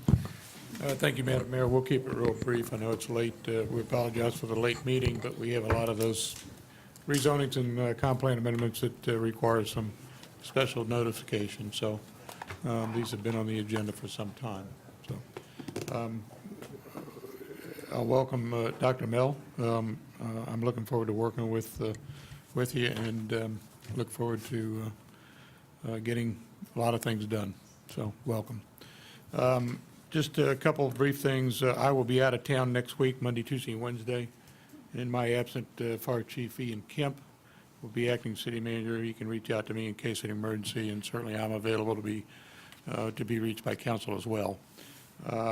We've got Friday is Veterans Day. There are events that are happening at Woodmont at the Art Festival. There's veteran activities going on. I encourage everybody to attend. It's a great event. The city offices will be closed. The library will be closed. Family Rec Center will still be open 8 to 5. And we have just a quick tradition here that we'll make a presentation to our outgoing mayor and our incoming mayor. This is something that we have traditionally done with all of our mayors. So Carl's got a couple things to hand out and to talk about. Good evening, Madam Mayor, members of the City Council. Carl Langfeld, your Leisure Services Director. Some years ago at Woodmont Park, the city erected a monument honoring all mayors that have served the city, past and present. So it is my honor to present each of you, Councilmember Boss, with your brick, and Madam Mayor, your brick. These will both be placed in the ground on the little patio area surrounding the mayor's monument at Woodmont Park. They will be in the ground in place for this weekend's festivities, which are located at Woodmont Park and on the First Fairway. So congratulations, Councilmember Boss. Thank you very much. I tried to get your full title on the brick, but there just wasn't enough space. Thank you very much. Thank you. Thank you very much. Would like to invite everyone to attend the reception across the parking lot at Public Works, and if there is no further business to come before the council, we will adjourn this evening's meeting. Thank you. I think you need this.